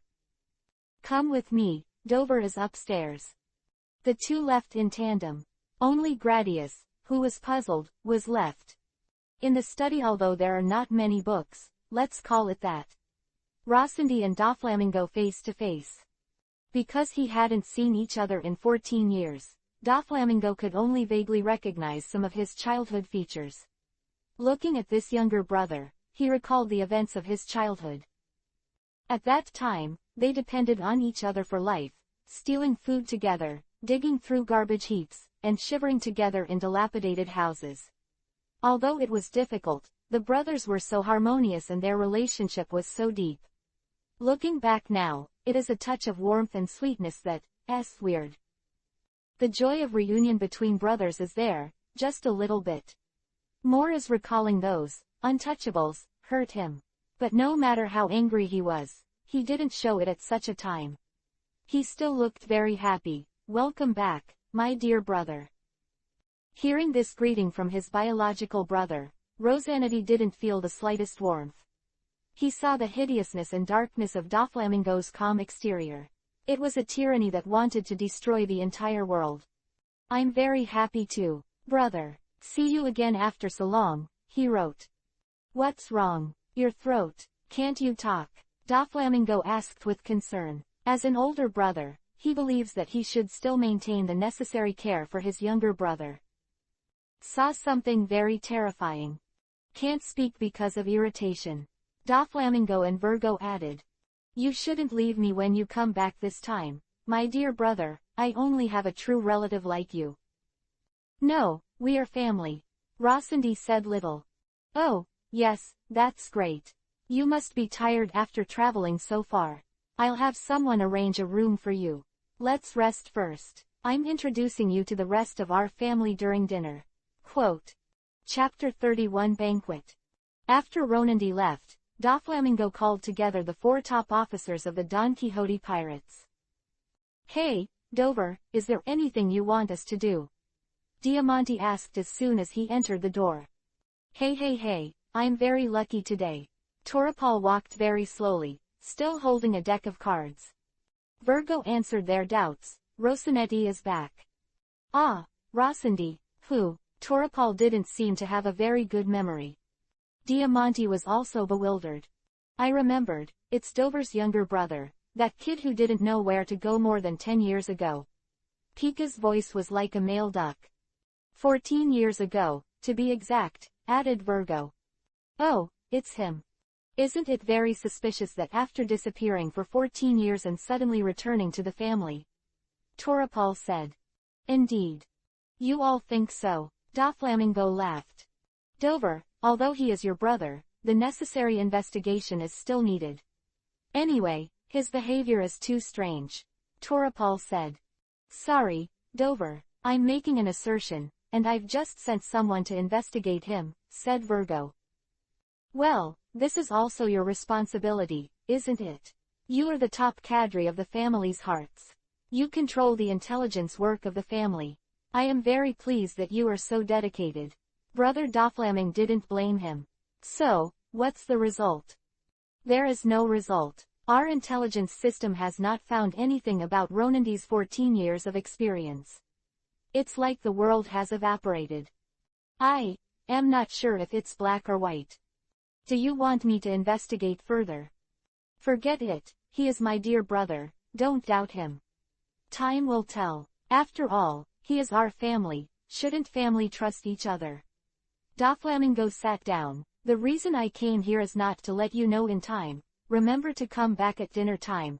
After all, after a 14-year absence, we have to hold a welcome party for Rosanity. Quote. Hey, is there a banquet?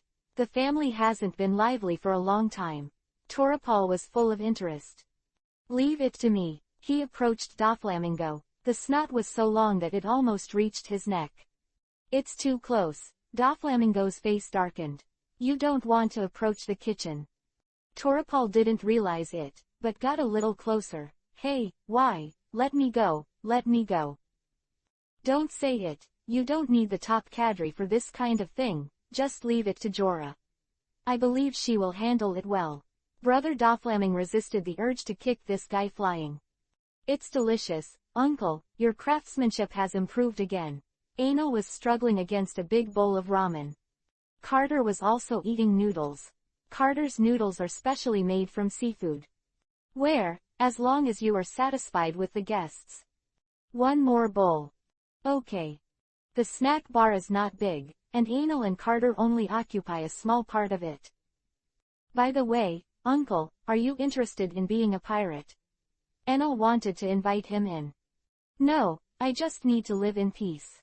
Forget about going to sea or something. Oh, that's fine. Anal didn't have much regret, just asked casually. After Anal and Carter finished their meal, they roamed the island until dusk. Boom boom boom boom boom. Moses, I'm Anal. It's me, Doflamingo. There's a new member of our family today. No, an old one to be exact. Banquet, coming. Oh, I'll go, wait for me. Anal knew it was Rosanity as soon as he heard it. But none of this has anything to do with him, the point is the banquet. Come on, Carter. When he turned around, he found that Carter had run out a long way. Hey, wait for me. Anal followed. When I came to the Don Quixote family base, the lights were bright and there was laughter. Enel and Carter already smelled the food. Immediately rushed to the table. Diamante was stunned, and the food in the area in front of him had been emptied. Wow, so fast. Young wah wah wah wah, everyone is here. Let me introduce to you this member who has been away for a long time and has returned to the family. Don Quixote Rocinante. Ah, Don Quixote is it, said Senor in surprise. Yes, he is my own brother. Thanks for your attention, Rocinante wrote. By the way, Rocinante, where have you been all these years? I miss you so much. Doflamingo shoved a steak into his mouth. Here you go, Doflamingo's temptation. Roxanne was in a cold sweat, knowing that Doflamingo would never trust him so easily. So pretend to be dumb. Talking too much will lose, and speaking less can reduce the risk of exposure. After thinking for a while, he wrote, I have been wandering and traveled a lot. Can't find you. Huh, are you looking for us? Then why did you leave in the first place? Torapal asked. Too far and lost. The reason is powerful. Enel scoffed, who would believe such a nonsense reason? Carter looked at Neil, looked at Rosanity, and nodded, this reason is very reliable. Wah wah wah wah wah, this guy has always been so-so, since he was a kid. You should take more care of him in the future. Rosanity breathed a sigh of relief, and for the time being he was fooled. He looked up and saw Enel and Carter with a surprised expression. What's the matter? Doflamingo asked, noticing the change in his demeanor. This man saved my life, Rocinante wrote. Is that so?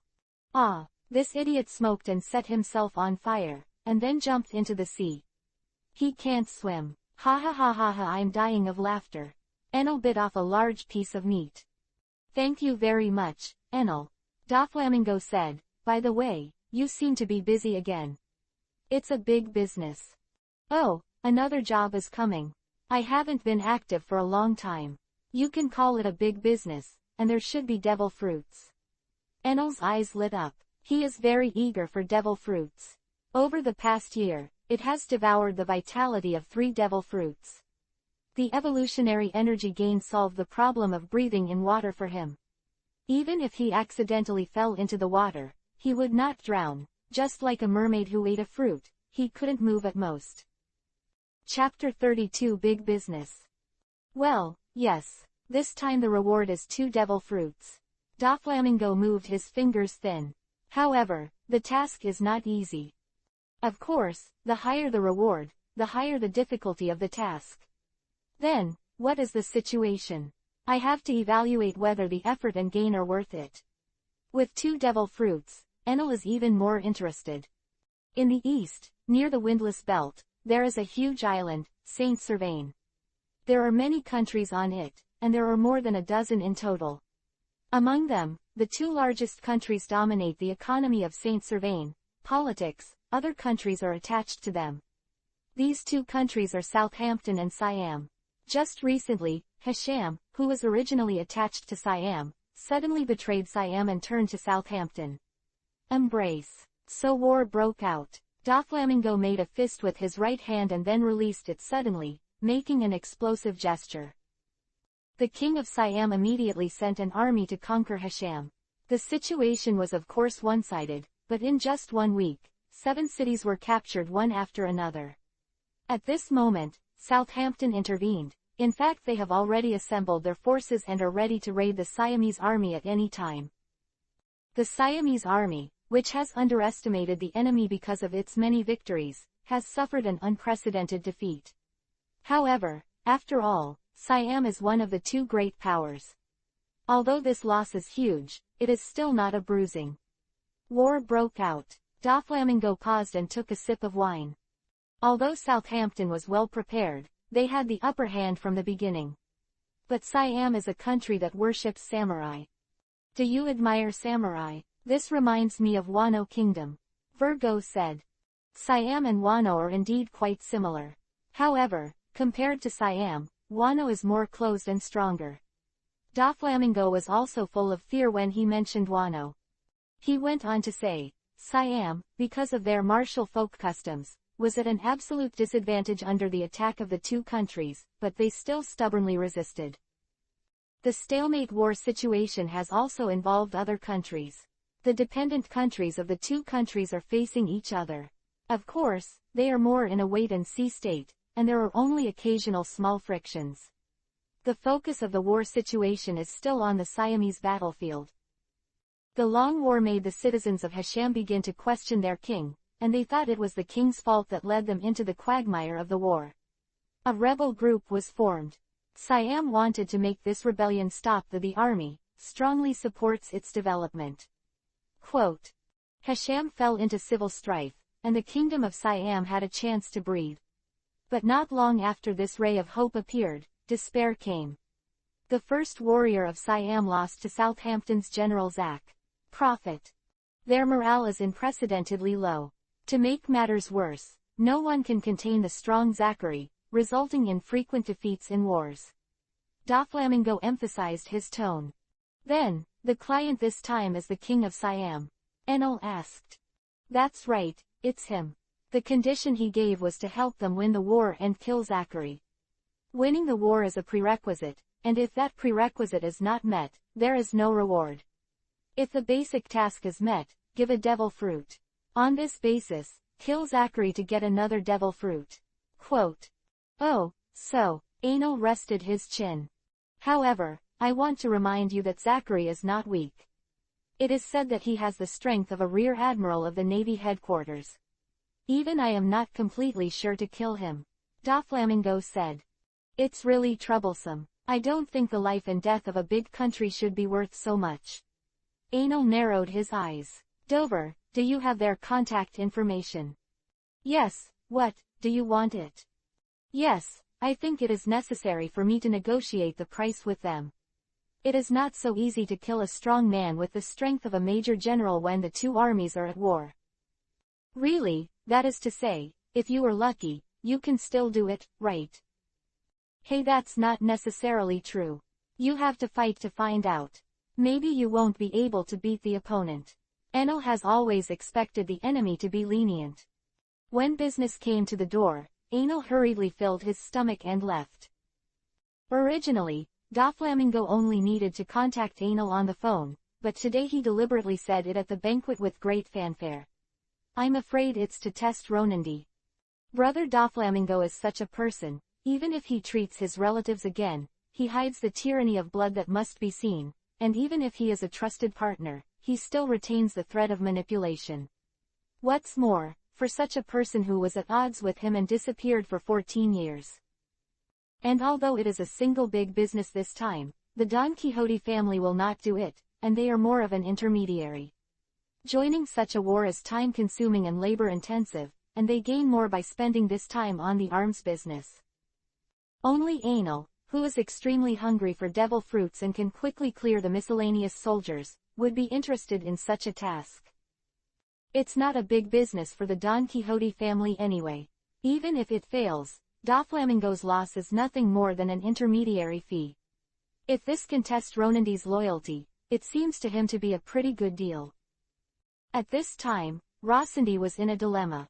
Although the dialogue between Enel Doflamingo was a little subtle, he couldn't tell what was wrong. He preconceived that Enel was Doflamingo's subordinate. After all, the welcome party should only be attended by family members. He didn't know that Enel had been with the Doflamingo family for a year. There are quite deep, revolutionary friendships, no, business friendships. Doflamingo deliberately called Enel to the party. One was to let Enel know that Rossandi was also his family, so as to avoid any unnecessary conflicts. The second was to let Rosanetti know about Enel's mission and to test his loyalty. Rossandi hesitated to report this to the warring states. Saying something will increase the chance of his exposure, and not saying something may lead to an increase in the strength of the Don Quixote family. After thinking about it, I finally gave up. In a war between two countries, if the Navy wants to stop Doflamingo, it is likely to need to directly intervene in the battlefield between the two armies. This is not very convenient. If he intervenes rashly, it will stir up the sensitive nerves of the kings of the world. Unbeknownst to Rosanetti, A black phone bug was wide-eyed above his window. Chapter 33 Depart for Saint Servain. Virgo looked at the black phone bug in front of him and said nothing. Although Doflamingo convinced them to believe in Rossandi, he was still worried. There was no movement for a night. Am I overthinking it? He muttered. Anil wanted to talk to him about the payment after getting the contact information of the King of Siam. But the phone bug he carried with him fell on his way back from the next town. The spare phone bug in the room suddenly forgot where to put it. Searched the room with Carter to find it. This is also related to the environment of his room. His room is full of messy beauty. There are bags of snacks, drink bottles, dinosaur toys and pink cat-shaped puppets all over the floor. Carter and Enel both like to sleep with the puppet. Moses, I'm Enel. Enel, who is it? The tone of the voice from the phone bug was a little strange. I am a partner of the Don Quixote family. Are you the King of Siam? It's right here. Dare you to contact me? Have you decided to accept my employment? The way the opposite side spoke made Enel's ears uncomfortable. I haven't decided yet, because I'm not very satisfied with the reward. I wish I could add another devil fruit, Enel demanded. Your request, please forgive me, it is difficult for me to agree. It's not because I don't want it, but it's because I cherish this thing too much. I can only find two with the strength of my country. The King of Siam's tone was full of embarrassment. You don't think your country is only worth 2 devil fruits, right? Enel also knew that 2 might be the limit of the other party. But he wasn't ready to just agree. Pirates are greedy and want to gain greater benefits. The other side was silent. Seems to be thinking. Enel did not urge either. The other party was even more urgent than himself. I would like to add another 100 million Bailey. The King of Siam thought for a long time before making such a difficult decision. Although Siam is a big country, its economic strength is not strong. The price of 2 devil fruits and 100 million Bailey was enough to make his flesh hurt for a long time. It can become one of the 2 great powers of Saint Servain, more by force. Due to the advocacy of samurai, the soldiers of Siam have good swordsmanship, so as to make up for the gap between Southampton and Southampton. I promise. Then please, Your Excellency, the battle situation is not optimistic, please come as soon as possible. I see, said that, but Enel wasn't about to set sail overnight. Go to sleep first. This sleep, I slept until noon the next day. Enel got up from the bed, stretched and yawned. Seeing that Carter was still sleeping soundly with a rag doll with a yellow flower on his head, he kicked it directly. Carter stumbled to his feet. Then lay back again. Enel took a deep breath and leaned into Carter's ear and shouted, "Get up." Carter moved it, rolled over and went back to sleep. Ignoring it, Enel walked out of the room, muttering, "It's time to eat." As he left, and then closed the door. He walked towards the restaurant. Only then did he see that Carter had already run in front of him, dropping him a long way. When I came to the restaurant, it happened to be the meal time of the Don Quixote family. Doflamingo took a piece of bread and asked, "Have you left yet? It looks like you don't want to do that business." Business? What business? Enel forgot about Siam. It's the employment of the King of Siam, you won't forget it. Enel put down his knife and fork. Carter, go, set sail. Carter remained buried in the food. A big tic-tac-toe appeared on his head, and Enel led Carter out. Carter was extremely reluctant, and his front paws only grabbed the ground, leaving 10 deep scratches. Tears of grievance filled the cat's eyes. Dive, where are you? Set sail, he called. Over the past year, Diff has almost become Enel's dedicated driver. Without an old driver to lead the way, Enel himself was flustered. Thanks to this, Diff's status in the Don Quixote family has been greatly improved, and he has become an existence second only to Kadri's. Come here, Lord Enel.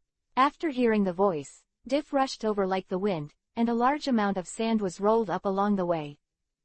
Seeing Enel's stunned speech, he doubted whether he could run at this speed. Div was dressed in a black suit, with a black hat on his head, his hair neatly combed, a cigar in his mouth, and shiny leather shoes. There is nothing unreasonable about his dress. In addition to serving as Anil's special driver, he also serves as a diplomat. Those less powerful trading partners are all in charge of him. After a year of development, the Don Quixote family has grown a lot, and there are not enough manpower. In order to share the pressure of the cadres, several small leaders were promoted. And Diff relied on Anil's relationship also occupied a place. This year, the underground world has added a mercenary code named Black Coffin, known for his high success rate and love of collecting corpses. In the Don Quixote family, apart from the cadres, Diff is the only one who knows that Anil is Black Coffin himself. The rest of the people thought he was just a liaison sent by Black Coffin. After all, the image of Black Coffin is an adult shrouded in black mist. Anil's appearance is too deceptive. Anil stared at Dive for a while, then said, "Throw away your cigarettes, I don't like the smell." He was a little unable to recognize the sloppy pirate before. After all, Dive had changed so much this month. Big. Yes, Diff nodded quickly, and threw the cigar on the ground and stomped it out. Coming to the port, the eulogy and ode quietly stopped beside the flamingos. Anil jumped into the boat and stowed away the anchor. Diff asked, "Master Anil, are you still using your ability to travel this time?" "Not for now, I haven't eaten yet." "Oh, then I'll sail with the wind." Diff lowered the sails. The wind was strong at this time, the sails were bulged, and the boat quickly sailed away from the shore. Anil entered the cabin. "I saw a tall figure, clown makeup, black feather coat, and a little red riding hood on his head. This is Rosanity." Roxandy turned and smiled. "Wrote, want to go with you." Anil knew what Rosandy's identity was, and he didn't want a bunch of navies to interfere with his mission. So decisively dialed Doflamingo's phone. Moses, it's me, Anil, that idiot brother of yours ran into my boat. Do you want to send him back?" "Oh yes, what did he say?" "He said he wanted to go with me. I really can't do anything about him, so please take care of that daredevil." For some reason, Anil could hear a trace of his brother's doting on his younger brother from Doflamingo's tone. "It must be my delusion, right?" Anil secretly said. Chapter 34 The Great Operation to Save Anil. The sun hung high in the sky, exuding boundless light. There are white clouds floating in the blue sky, like small islands in the sea. The azure sea stretched as far as the eye could see, and waves rolled up against the hull. The sea breeze blows from the left, with the bright and ethereal nature of the sea. "What a nice weather." Rosanity admired the view, temporarily forgetting the gloom and pressure of being undercover in the Don Quixote family. At this moment he really relaxed. It didn't take long for him to relax like this, and he began to think about this time. Speaking of which, what did Doflamingo think? How could he send Div, a guy with little combat power, and a kid to participate in the task of helping Siam to win the war? Is it just a liaison? Rosiniti thought to himself. It seems that the big business Doflamingo this time may just be an intermediary, and the king of Siam is dealing with someone else. There are not many people who are connected with Doflamingo and have the ability to control the situation of the war. Quote. According to the Navy's intelligence, Doflamingo has an unusually close relationship with the mercenary, Black Coffin. The two are likely to belong to an alliance. Diff is obviously just a very ordinary member of the family, so he should not be entrusted with this. The important task. Then, that kid is the key to connecting with the Black Coffin. Quote. Damn it, Doflamingo, the bastard, actually let the child get involved in such a dangerous thing. No, looking at Diff, his attitude towards the child is too respectful, even a little flattering. That child is not a cadre of the family, and his attitude towards Doflamingo is not very respectful. He is of equal status. Is it the person from the Black Coffin? Rosanity thought about it a lot. He was an undercover agent sent by the Navy to stop Doflamingo's rampage. Those with close ties to Doflamingo should be investigated. Really, how can a child do such a dangerous thing? No, I have to keep him away from these darkness. Ronandy made up his mind secretly. Rossandi was a good man, truly like a redemptive light full of mercy and compassion. He is a dark angel with a kindness that desires to redeem the whole world. In the original book, he drove more than 100 misguided children out of the Don Quixote family on the grounds that he hated children, and finally gave his life for Salvador. For Enel, the rescue method he came up with is the same as in the original book. That's right, Rossandi was going to wake him up with the iron fist of love. Let him find his way back, away from such a dark place as Don Quixote. Rossandi is a man of action and never procrastinates. He did what he said, but he still smoked a cigarette first to calm down his excitement. The flame lit the cigarette. At this moment, Ronandy's whole body was on fire, and all he thought about was how to save Enel, the child who should not enter the darkness.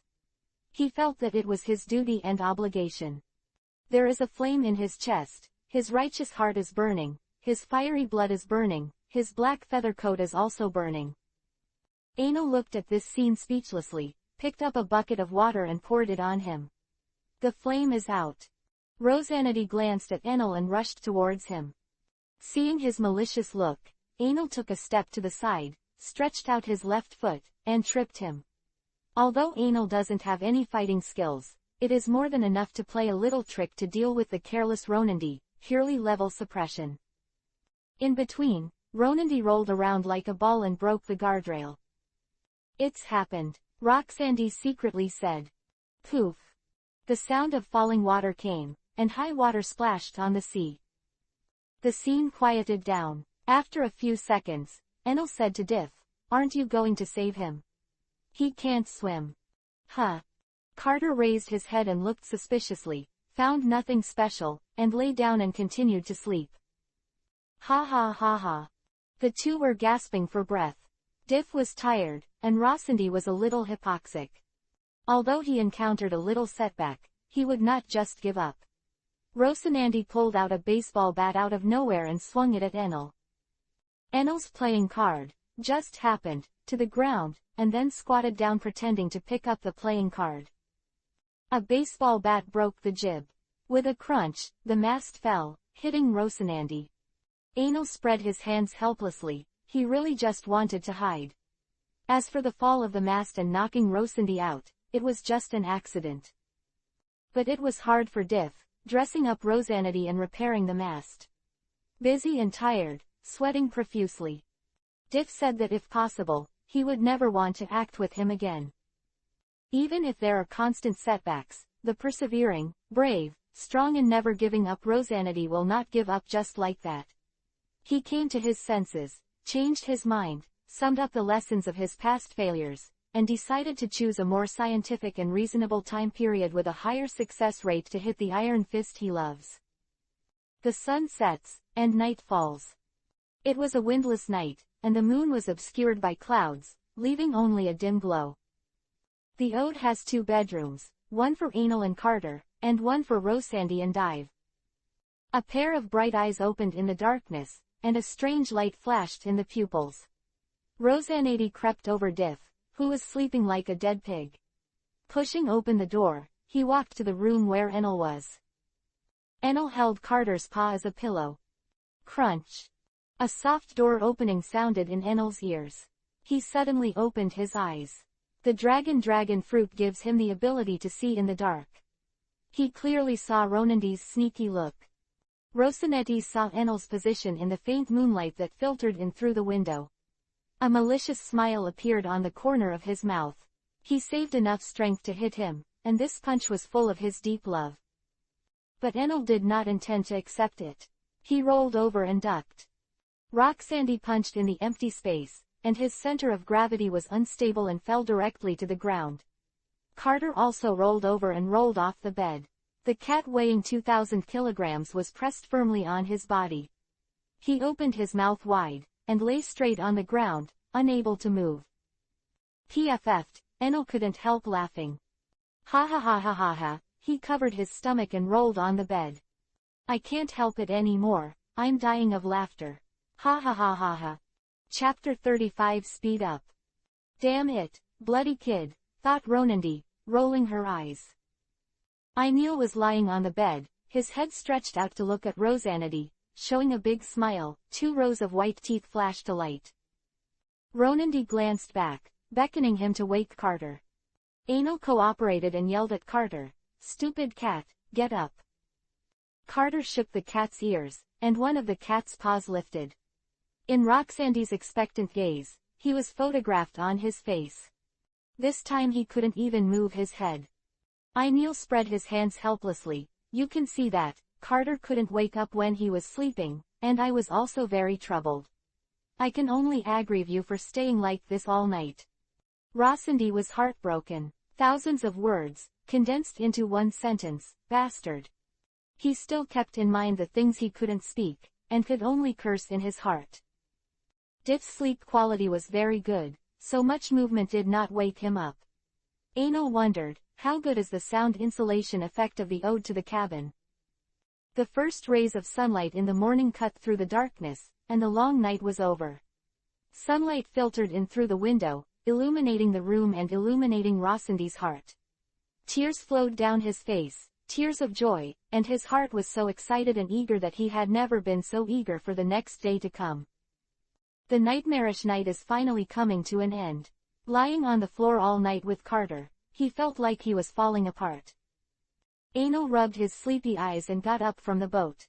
Seeing Ronandi's expectant eyes, he couldn't help but say, "Well, you stay for a while. Carter has the habit of sleeping late, and he should be there by noon. We'll wake up automatically." At this moment, Roxandy's heart was relieved. Div turned around anxiously, and when he saw Enel came out, he shouted, "Lord Enel, it's not good, Lord Rosandy is gone." "Anlon, don't worry, it's all right, I won't die," Enel said nonchalantly. "How can you rest assured? Lord Rosanity must have been sleepwalking into the sea, and maybe it has been eaten by fish. Woe if you lose his younger brother, the young master will definitely kill me." Div was anxious, turning around in place. "Don't turn around, Ronandi is fine, lying in my room. Don't bother him, he was just too tired last night." Div stared at Enel, then nodded clearly, as if I understood. "Lord Rosanity and Lord Enel are really friendly." "Bastard, what are you thinking? Put away your disgusting expression," Enel growled. At noon, Carter woke up leisurely. Looking around, the cat's face is full of days. Why is this scene a bit wrong? Then it found itself rolling off the bed. What seems to be pressing down? No wonder I slept so uncomfortable yesterday. Something seems to have hit me. It turned out to be this idiot. Alas Tilda, it's still a comfortable big bed to lie on. Glancing at him with disgust, he walked out of the room. Roxandy also struggled to get up. He had dark circles under his eyes, his footsteps were vain, and his body was weak. Seeing him like this, Div strengthened his guess even more. Enel has already considered whether to smash Div into 10,000 pieces, or 10,000 pieces, or 10,000 pieces. The 4 of them were playing poker. Carter had 4 cards left in his hand after 2 straights, and the cat had a serwin smile on his face. Enel stared solemnly at the pile of bad cards in his hand. The situation is irreversible, and he has given up struggling. The phone bug rang. It was from the King of Siam. Moses, I'm Enel. I don't know when your excellency will be able to arrive. There are many enemy troops, and it is not easy for my samurai army to resist. It is estimated that we can reach the island of Saint Servan tomorrow. Then we will land at Hesham, and then go through Hesham to Siam. Also be sure to arrive within a week. Click hang up. Rosandy wrote, "Can't it be tomorrow?" I got it. Enel showed a confident smile. Div, put up the sails. Enel-sama is going to use your abilities again. No way, the employer is urging me. Darkness emerged from Enel's body and quickly enveloped the entire ship. Ronandi was taken aback and wrote, "What is this?" Div replied, "Lord Onyar is the power user of Devil Fruit. This is the ability of Lord Enel, and it is used to drive the road without standing effect." Rosanity was silent. Div was talking nonsense, and when he saw this situation, he knew that Enel was a capable person. The key is what is the ability. But it seems that Diff should not know what kind of fruit Enel ate. Otherwise, judging from the way he proudly introduced Enel's ability, if he really knew what the fruit was, he would probably say it directly. Seeing that Div wanted to continue, Enel gave Div a dissatisfied look. Diff broke out in cold sweat, panicked, and quickly shut his mouth. Although his ability will be known by Roxandy sooner or later, but how long can he hide it? He called Diff to the cabin. Diff followed Enel tremblingly, and he still didn't know where he was making Enel unhappy. Diff. Div shuddered. Don't tell others about my abilities in the future, this has to be kept secret, understand? You are a smart person, and I believe you should know what to say and what not to say. If you can't do it, I don't mind telling you to shut up forever. Neil looked cold when he said the last sentence. Yeah, I see. I'm definitely not going to tell anyone about your abilities, Diff said hurriedly. Okay, it's all right. Enel raised his hand to pat him on the shoulder, and suddenly found that he couldn't pat him, and stopped in midair awkwardly. Diff knew Enel's intentions, and consciously bent over so that Enel could reach his shoulders. Enel just liked Diff's cleverness. He never knew where he was.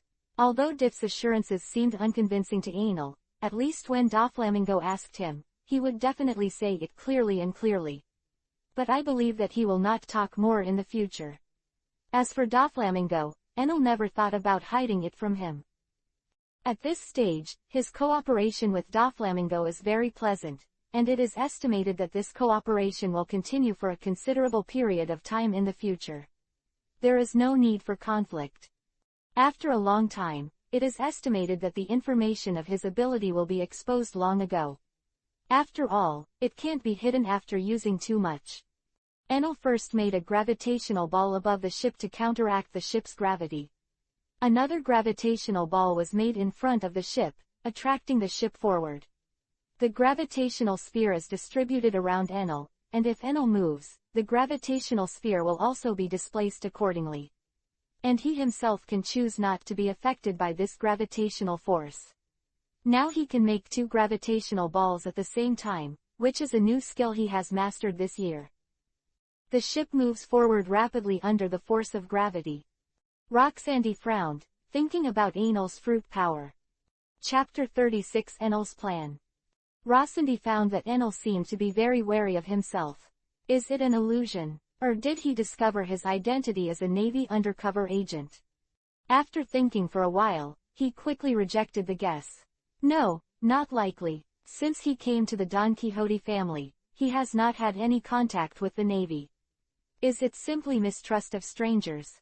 He took a puff of smoke, and the smoke rose into the air and slowly dissipated. That stinky bastard is really hard to do.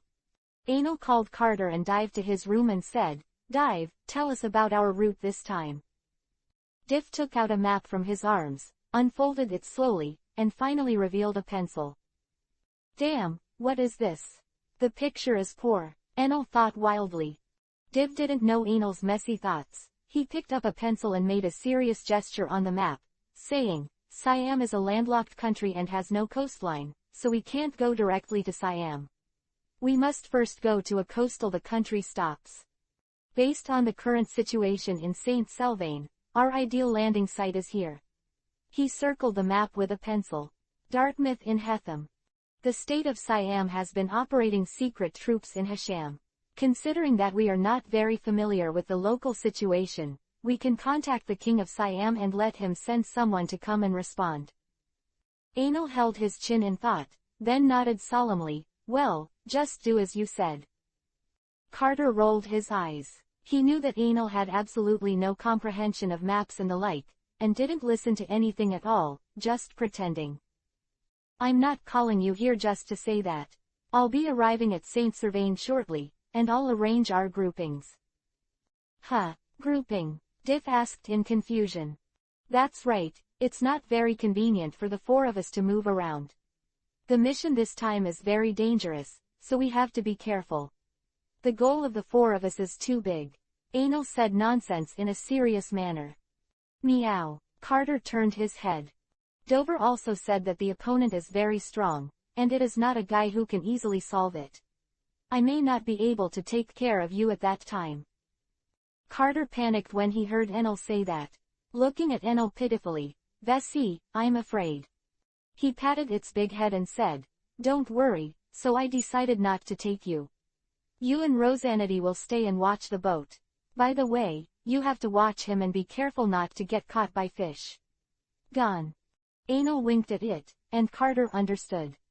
Then he said to Diff, I still need you to lead the way, but I should be able to protect myself if I'm alone. Although it's a little dangerous, it shouldn't be too big. He actually didn't care about Diff's life or death, but in case of danger he could. If you are saved, you will still be saved. After all, the old driver has also done a lot of things for him. Lord Enel doesn't care about me. The moment I went to sea, I didn't take this danger to heart. I can be where I am today, thanks to your care. Diff said. Everyone takes what they need. I don't want Ronandy to know about my arrangement for the time being. You should know what the virtues of that rash guy are, Enel added. Diff nodded. After Dave left, Carter asked, Enel, what's wrong with that Rosandy? The year-long relationship has made them develop a good tacit understanding, and Carter understood what Enel just blinked. Meaning, you have to help me keep an eye on him and don't let him run around. It's very likely that he's from the Navy. Without hiding it from Carter, Enel and Carter had developed a deep relationship, and he regarded it as a own family. Ah, he's the Navy. How did you know, YC? Carter asked in confusion. Intuition. The aura on his body is different from those of us who live in the dark. Neil said nonsense. Carter blinked suspiciously. Breath. Why can't I feel it? I didn't think much about it. Anyway, this is what way she explained, as long as I do it well. Rosandy didn't know yet that Enel had planned to leave him to watch the ship. He was thinking about how to get the information on the black coffin. There is no way for a while, but to take a step by step. In the palace of the King of Siam, an old man in a white ornate kimono knelt on a black mat with dozens of mats lined up in front. There is a person sitting on each cushion, only the first one on the right is empty. The old man had pale hair, but his eyes were piercing, and his whole body exuded a calm demeanor. He is the King of Siam, Akutagawa Ishigi. He said, how's the battle going? A man in red leather armor and a horned samurai hat replied, Your Highness, the battle situation is not optimistic. The enemy's firepower is fierce, and the number of people far exceeds ours. If there is no reinforcement, Yeshan Castle may fall within 7 days. Quote. It's a pity that His Highness Huang's serious injury has not healed, otherwise we would not have fallen into such a passive situation. A man with burns on his face on the right slammed the ground with a punch. Damn, those guys are so despicable, they actually arranged for snipers to attack during the duel, otherwise His Highness Huang would never lose. Akutagawa Shiyi's eyes swept across the crowd. There is no need to say more useless words. What I need is a good strategy to retreat from the enemy. Everyone was silent, because the current Siam kingdom was at a complete disadvantage, and there was no room for counterattack at all. He sighed helplessly, then stick to it for 7 days and never allow the enemy to step into Yeshan City until the reinforcements arrive. Your Highness, where did the reinforcements come from? The situation is in danger. I hire a black market mercenary, hoping that he can block the strong enemy. After my son recovers, I will join forces to kill the enemy. Can the mercenaries in the black market be trusted? And Zachary of Southampton is no worse than Lord Huang. Can he stop it? The warrior in red leather armor asked. Don't worry, considering Zachary's strength, I hired the same strong man Black Coffin. Is it him? That evil ghost who is rumored to like to collect corpses. Someone next to him exclaimed. What, have you heard of it? Another asked. He swallowed, with fear on his face. Yes, I have heard rumors about him. It is said to be a man-eating demon who once slaughtered an entire army. The corpses piled up into mountains and blood flowed. Become rivers. After listening to his description, a 10-meter tall, green-faced, fangs, Grim-faced ghost appeared in everyone's mind, with a human leg in his mouth. A teenager with a bandage came in, his footsteps were weak and he was leaning on a cane. What kind of expressions do you have? Don't believe some hearsay. What if it's an evil ghost? What we need to deal with now is the Southampton Kingdom. If the evil ghost can help us win, then even if his condition is to bring me go to hell, and I'll gladly accept it. Hearing his words, the warriors who looked terrified bowed their heads in shame. Chapter 37 Boy and Girl. A thinly clothed boy shrank in the corner of the wall and shivered in the ice and snow. Both hands and feet were red from the cold. Come and see, the monster is here, cried the freckled boy in blue. Kill this monster. A group of children ran over. Hit him with a snowball. Snowballs fell one after another, and the thinly clothed boys didn't resist and didn't run away.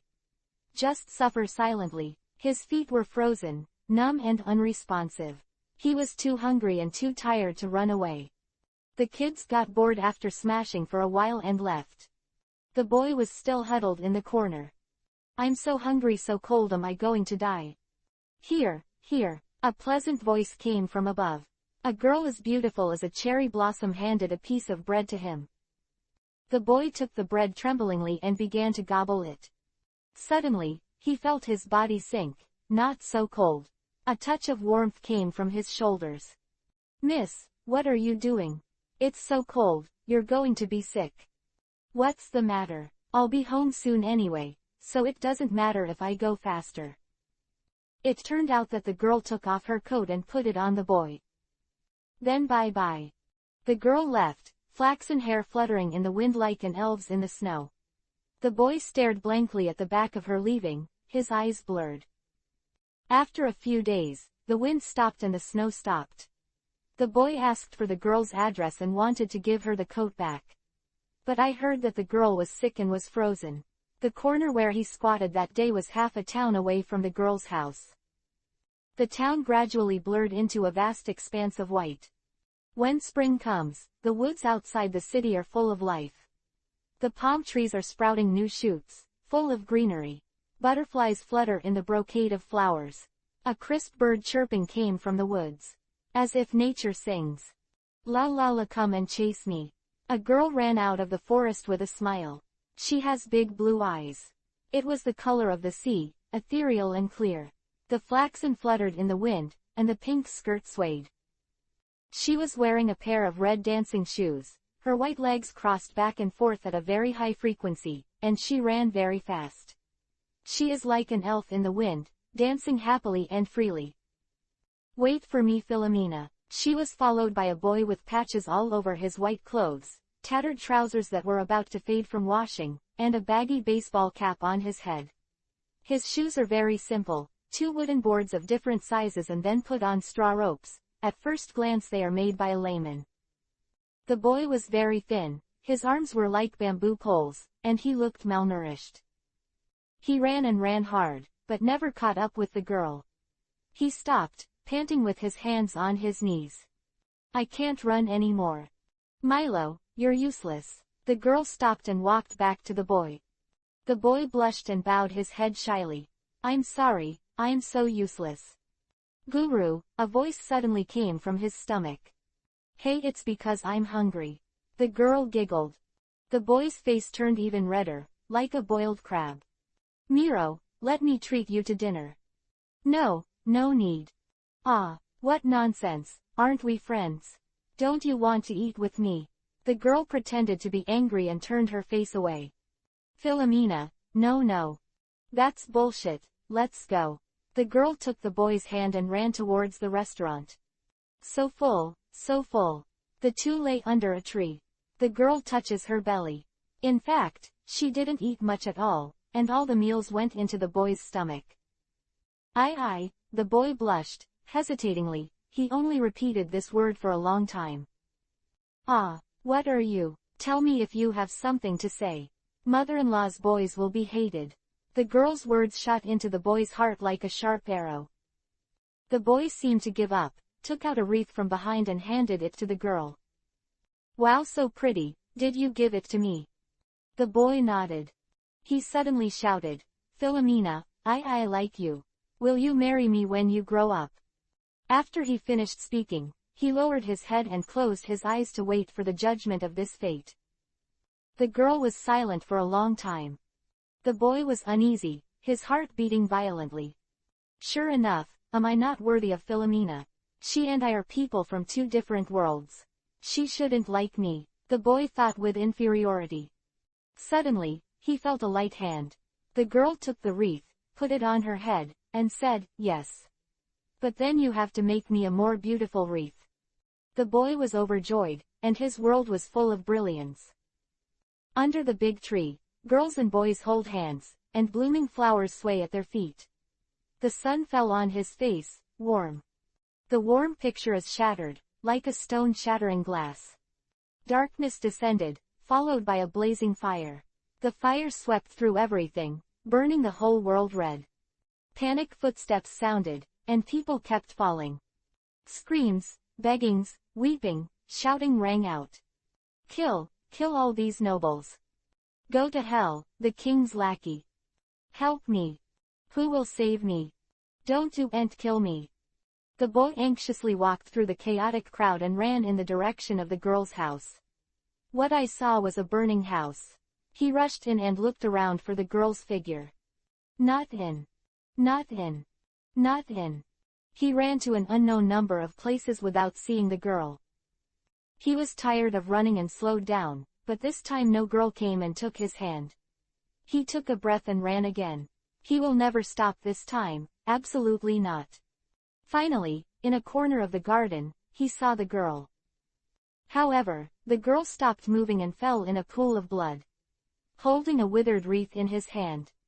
Philomena. The boy shouted her name and ran to take her in his arms. It's you, Milo. The girl opened her eyes with difficulty and reached out to stroke the boy's face. A blood stain in the shape of a palm was left on the boy's face. Miro. Don't say it, don't say it, don't say anything. Doctor, I'll take you to see the doctor right away. The boy shook his head desperately with tears in his eyes. No, I want to say it. If I don't say it, there will be no chance. The girl gasped hard, and every breath touched her wound, making her look in pain. I'm sorry, actually, I lied to you. Chapter 38 Bitter Hatred. No, you will get better, don't say it anymore. The boy was in tears. My father already made a marriage contract for me, I can't marry you. Milo, promise me. Don't say it. Please don't say it, promise you. I promise you everything. You must be happy. Marry a beautiful girl. As for me, Milo is my favorite big fool. The girl's voice became weaker and weaker, and her breathing became weaker and weaker. She lay quietly in the boy's arms, smiling. Just like sleeping in the shade of a tree before, sleeping so peacefully. Only, this time she will never wake up again. No, Philomena, wake up, the boy cried bitterly, heartbreaking and hysterical. His cry was so desperate and so helpless. Philomena. Milo sat up suddenly, sweating all over. Is a dream, but let him once again experience the despair and powerlessness at that time. There was hatred in his eyes, a madness that would destroy everything. Damn bastards, kill you all. Where's that nasty kid? Find him for me now. I'm going to skin him. Milo rolled over and jumped off the roof. Run in the direction of no one. Under the power of Enel, the ode to the ode moved forward at a rapid pace. Look! Dive yelled. A small black spot appeared on the sea ahead. That was their destination, Saint Servain. Lord Enel, turn to the left 15 degrees. Understood. They stopped on the edge of a cliff and dropped their anchor. This is a natural harbor that is sunken inward. The weather is calm, but it is difficult to climb up. This is not a problem for Enel. He grabbed Diff, and his wings flew up.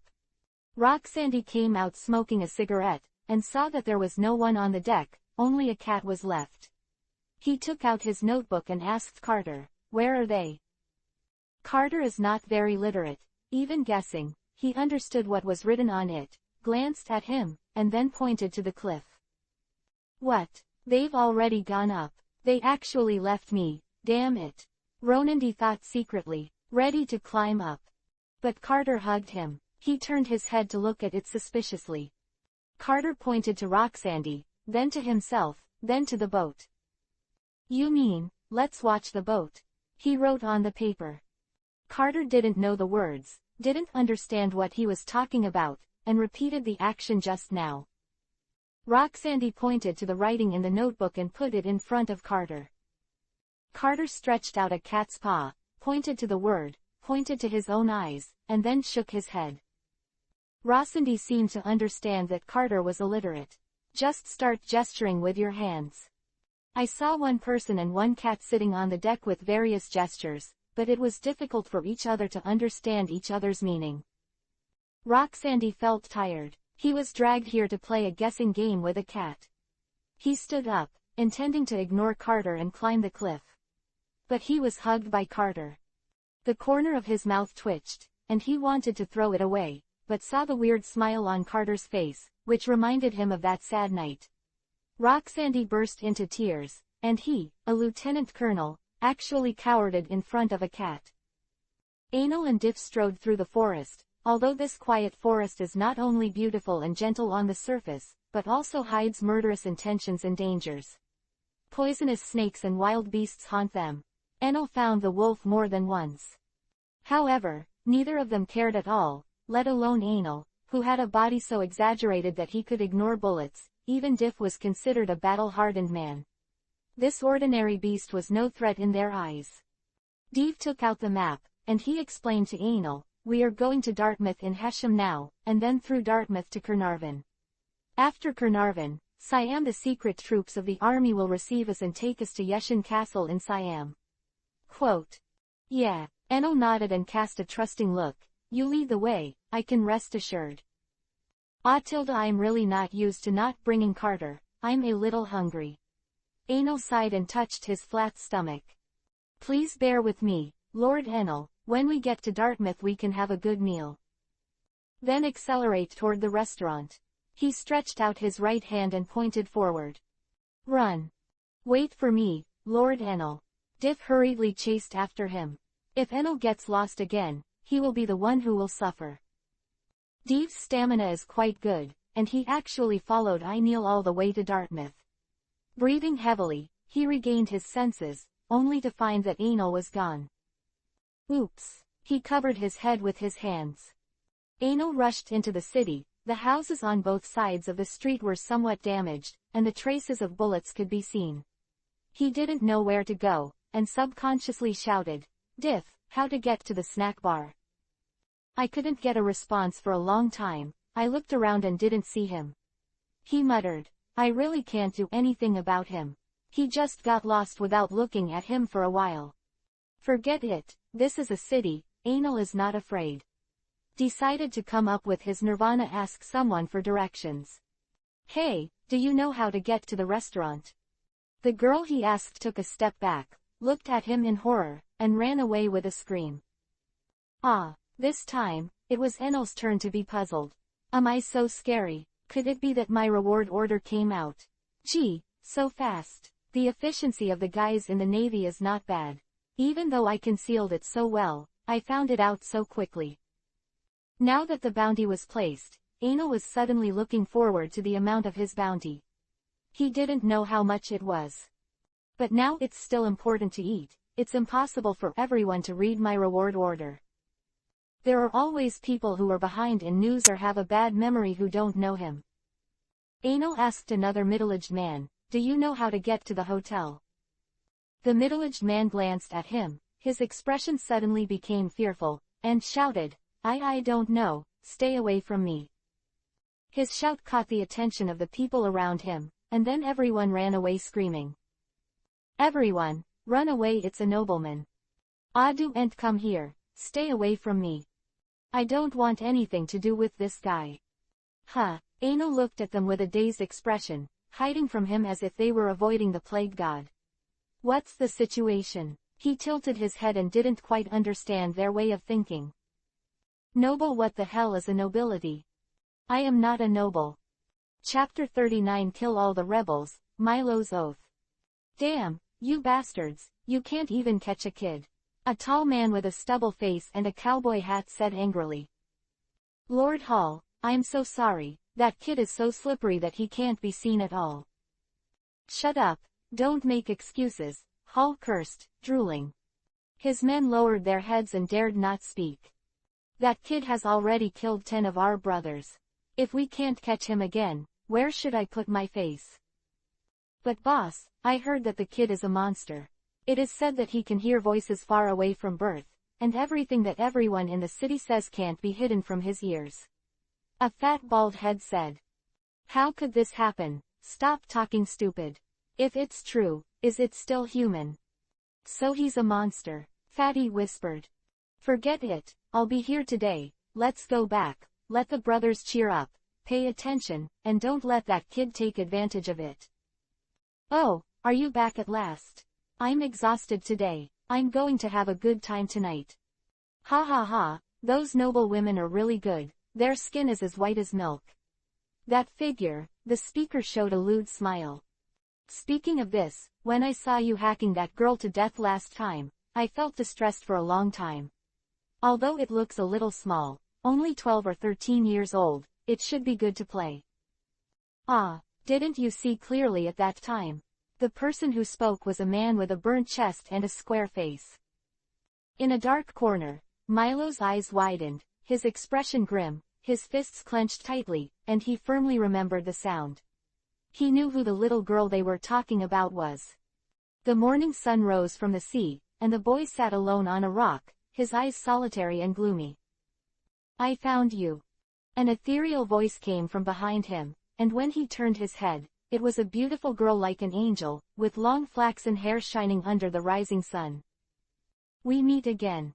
The boy didn't know what to say, he didn't dare to talk to this beautiful girl, he was an ugly duckling, and the other party was an elegant white swan. After a long silence, he hesitantly said, that dress, you wait here, I'll send it to you. The girl's words made the boy gag what he was going to say next. He had meant to say that he went to bring it back to her. Since you have received my present, then you can be my friend. The girl said slyly. The boy was stunned, he was a loathed monster. Friends, this warm and simple word is so far away for him. This girl is so beautiful, if she wants to, everyone should be willing to be her friend. The boy thought so, not knowing how to answer. Why, don't you want to? The girl pouted, showing an unhappy expression. No, yes, I do. It's just, the boy lowered his head in inferiority, he hesitated for a long time, and finally chose to tell the truth. I'm a monster, everyone hates me. Tears fell unsatisfactorily. Monster, can't see it. The girl looked at him for a long time, and finally shook her head in confusion. I can hear everyone in the city. Wow, really, it's amazing. So you can hide and seek, right? Little stars flashed in the girl's eyes. Hey, how did you do it? Teach me, teach me. She took the boy's hand and shook it. I'm born with this, and I can't make it with anyone else. The boy said embarrassedly. Cut, stingy. The girl turned her head. No, I really don't know how to teach others. He said in a panic. PFF'd. The girl laughed. Just kidding you. You really don't hate my ability. It's not annoying, it's amazing. The girl smiled. This smile is so warm in the boy's heart, like a holy light that redeems the world. Damn bastard, just use this ability that Philomena recognizes and let me send you to hell one by one. Milo gritted his teeth, and his uncontrollable anger made him tremble. The piercing pain made him hate the rebels. Enel was still wondering what happened to the nobles. Isn't it just asking for a way? As for this, you are so uncooperative, isn't this forcing me to use pirate means to solve it? He gave a sneer. Just when he wanted to arrest someone and use violence to solve the problem, he suddenly found that the street was empty. A gust of wind blew and rolled up the scattered leaves. He was left in the empty streets, and it seemed that the whole city was dead silent. The gurgling stomach was so desolate. Enel lowered his head with a gloomy look on his face. Drinking bastard.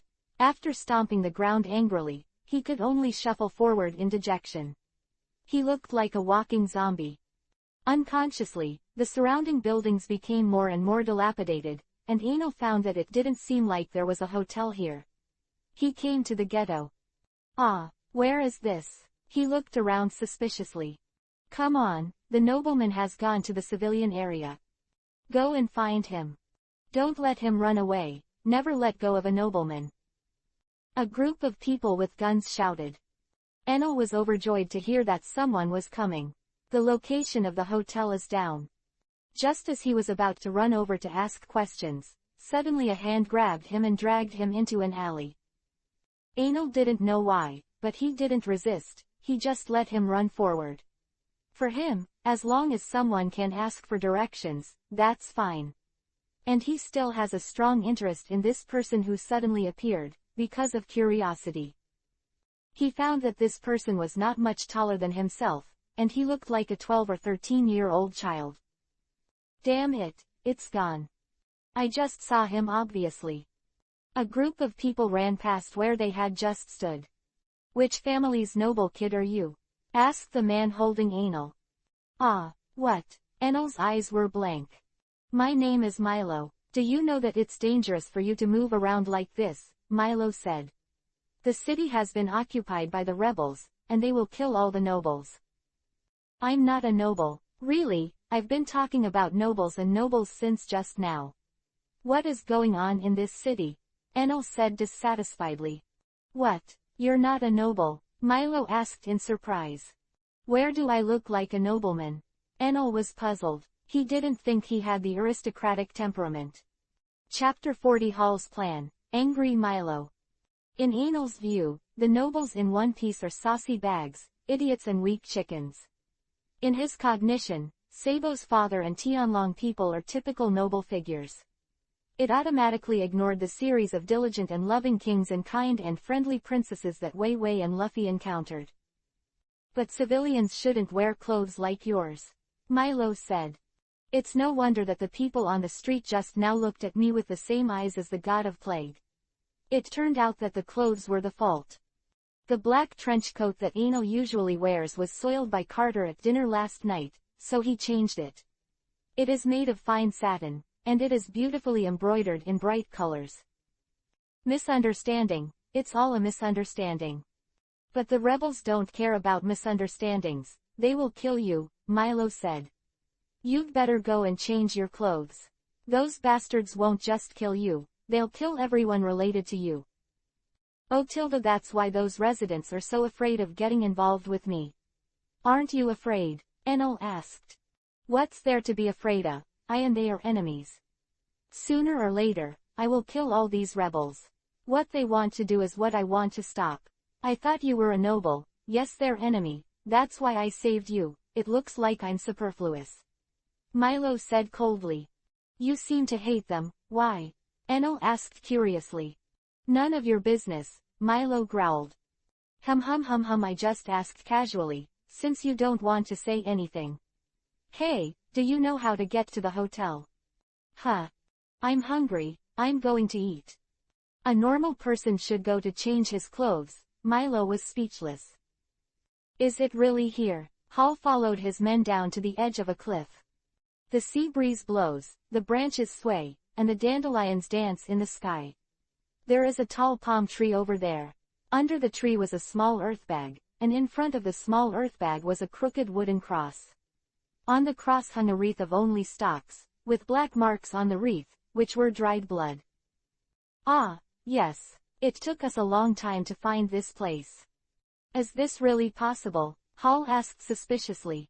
Anyway, there's no loss in trying, and we don't have a better way to deal with that slippery kid, right? Boss, the fat bald head said. That's right. Hall grabbed the wreath. What kind of ridiculous thing is this? He threw the wreath to the ground and plucked hard. Hey, boy, I heard that you can hear the whole city. Although I don't really believe in such a ridiculous thing. But I don't care if you can hear it or not, by noon tomorrow, I will have this grave given to me. Shovel it out, dig up the body inside and chop it up to feed the dog. Ha ha ha ha ha, Hall laughed. Milo's face was gloomy, And he was furious. Under this anger, he was a little flustered. Damn, how dare he? Milo took out a pendant and opened it. Inside was a photo of him and Philomena. In the photo, the two of them crossed their shoulders and smiled brightly. Damn, I will never let those people disturb your sleep again. He ran towards the cliff. Hey, you haven't told me how to get to the restaurant. Even the dull anal noticed the change in Milo's demeanor, but it did not shake his determination to go to dinner. 40 people gathered around Philomena's tombstone. They were all armed and alert. An hour passed without any movement. It's been so long that the kid hasn't come over yet, so it's not like he didn't hear it. What's the hurry? The boss's time is noon tomorrow, it's still early. That means we have to stay here for one night. The face of the person who started talking fell down. Boss, isn't this time set too long? Do you want to change it? Hall said with an unhappy expression. Are you questioning me? No, I don't dare. I don't know why it's set at noon tomorrow. He looked puzzled. Hall was expressionless. Why set the time at noon tomorrow? I don't know either. It's just so smooth, so I say so. But he wouldn't say it. He looked unpredictable. You are so stupid. The boss must have his reasons for making such a decision. The fat bald man said. I only now realize the deep meaning of the boss's decision to set this time. Everyone else listened intently. The bald man said triumphantly, you think, if you let that kid come over without any preparation, then it will be a dead end. As long as he has some brains, he won't be so stupid. He raised his right hand. The index finger swayed from side to side. His guess was wrong. Milo was such a fool. He rushed over as soon as he heard the news. The rest of the people nodded like chickens pecking at rice. So, the boss gave him time to prepare, making him feel that he has such a glimmer of hope of winning. Only then will the other party take the bait. Oh, so that's what it is. The boss is wise. It's amazing. The group of rebels admired Hall with admiration. Hall scratched his head and said a little embarrassedly, you saw it out. In fact, he was bewildered in his heart. Damn, is there such an explanation? But is it really good to give the other party time to prepare? Someone said with a worried look. Idiot, so many of us are still afraid that the other party can't be a kid. The bald man scolded. Yeah, that's right. He smiled embarrassedly. After an hour of running, he was lost and panting. He hid in the grass beside him, wanting to rest for a while and wait for the opportunity. He was waiting for night to come. Anal, who came over, patted him on the shoulder and asked, hello, where is the hotel? Frightened Milo quickly covered his mouth. But it was too late. Hall and the others had already heard. Hey, who's over there? Come out or we'll shoot, Hall shouted. The rebels aimed their guns at the grass. It's all your fault, they found out. Didn't I tell you not to follow me? Milo said angrily. But you haven't told me where the restaurant is. Enel said. Huh, there are so many people here. He walked out. Forget it, I won't ask you, it's the same with them. It's so unfriendly, and they just ignore me for asking the way. Little devil, Hall said suspiciously. Hey, who are you talking to? Is there anyone else in the grass? Well, yes, there's another guy named Milo. Enel said, pointing his thumb behind him.